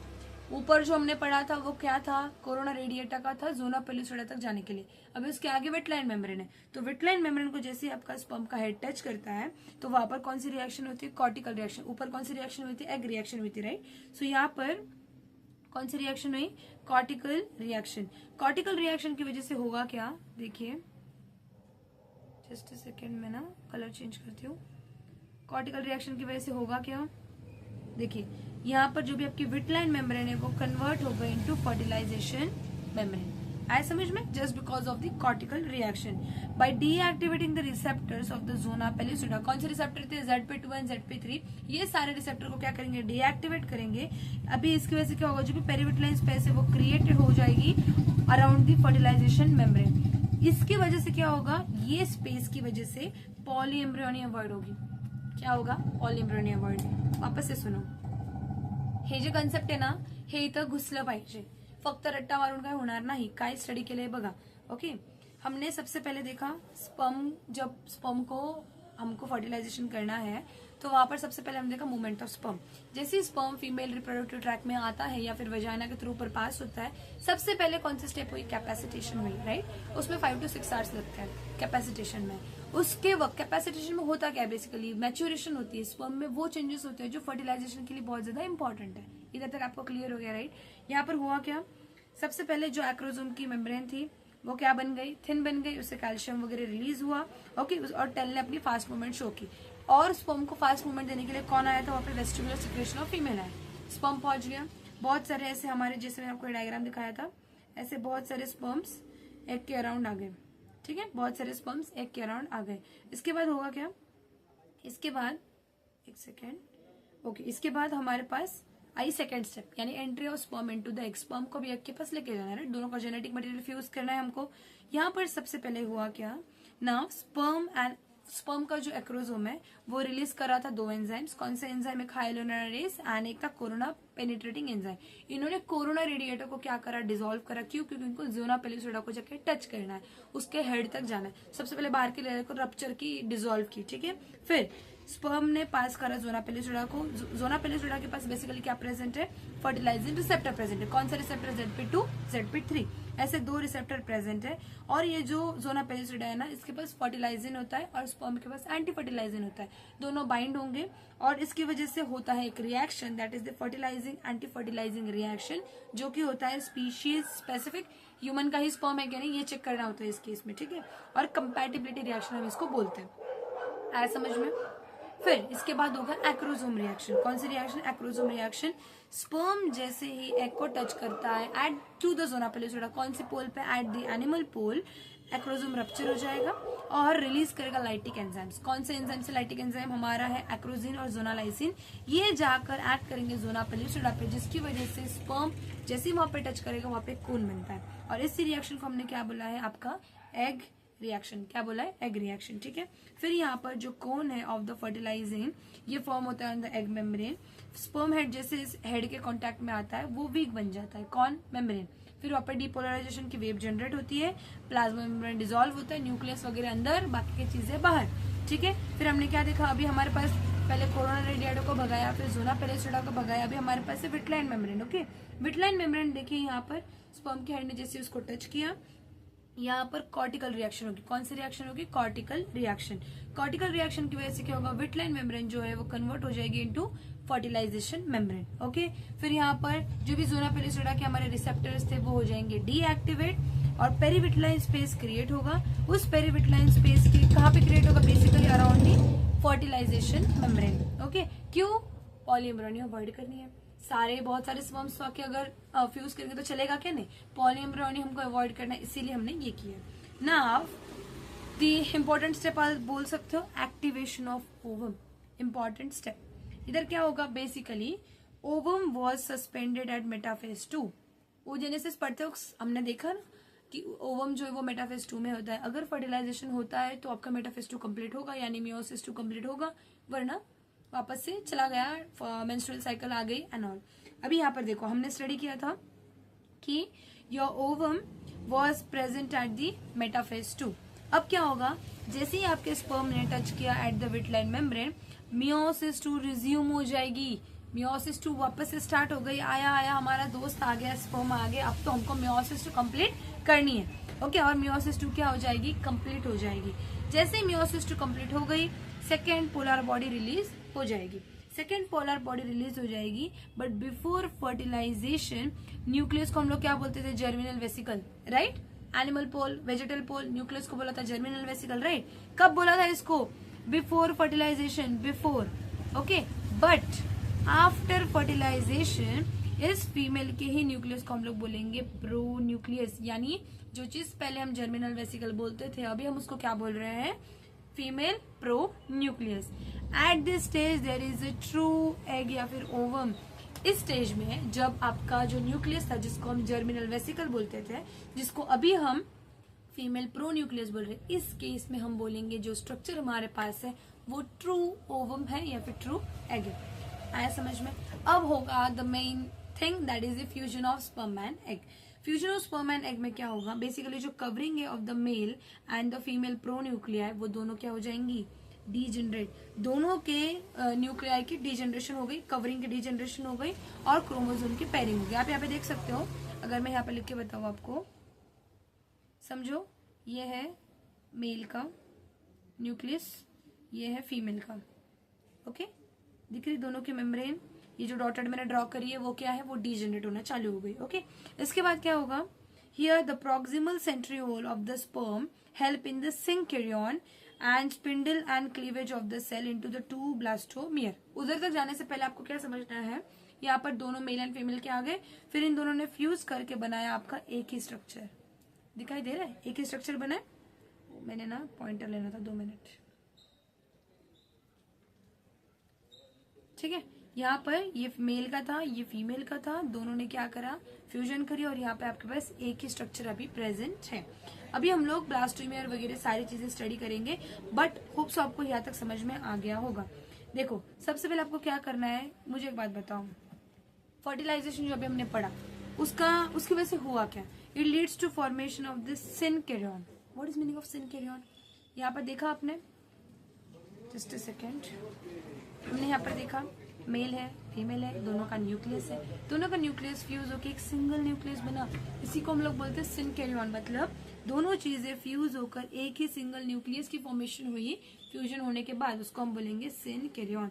And this process, ये प्रोसेस को, सिनकैरियन बनाने के प्रोसेस को हम बोलेंगे कैरियोगैमी या फिर सिनगैमी। क्या बोलेंगे? कैरियोगैमी या फिर सिनगैमी। होप सो आपको पूरा मैकेनिज्म बहुत अच्छे से समझ में आया होगा। सिर्फ एक सिंगल मैंने इसमें आपको अच्छे से समझाया है।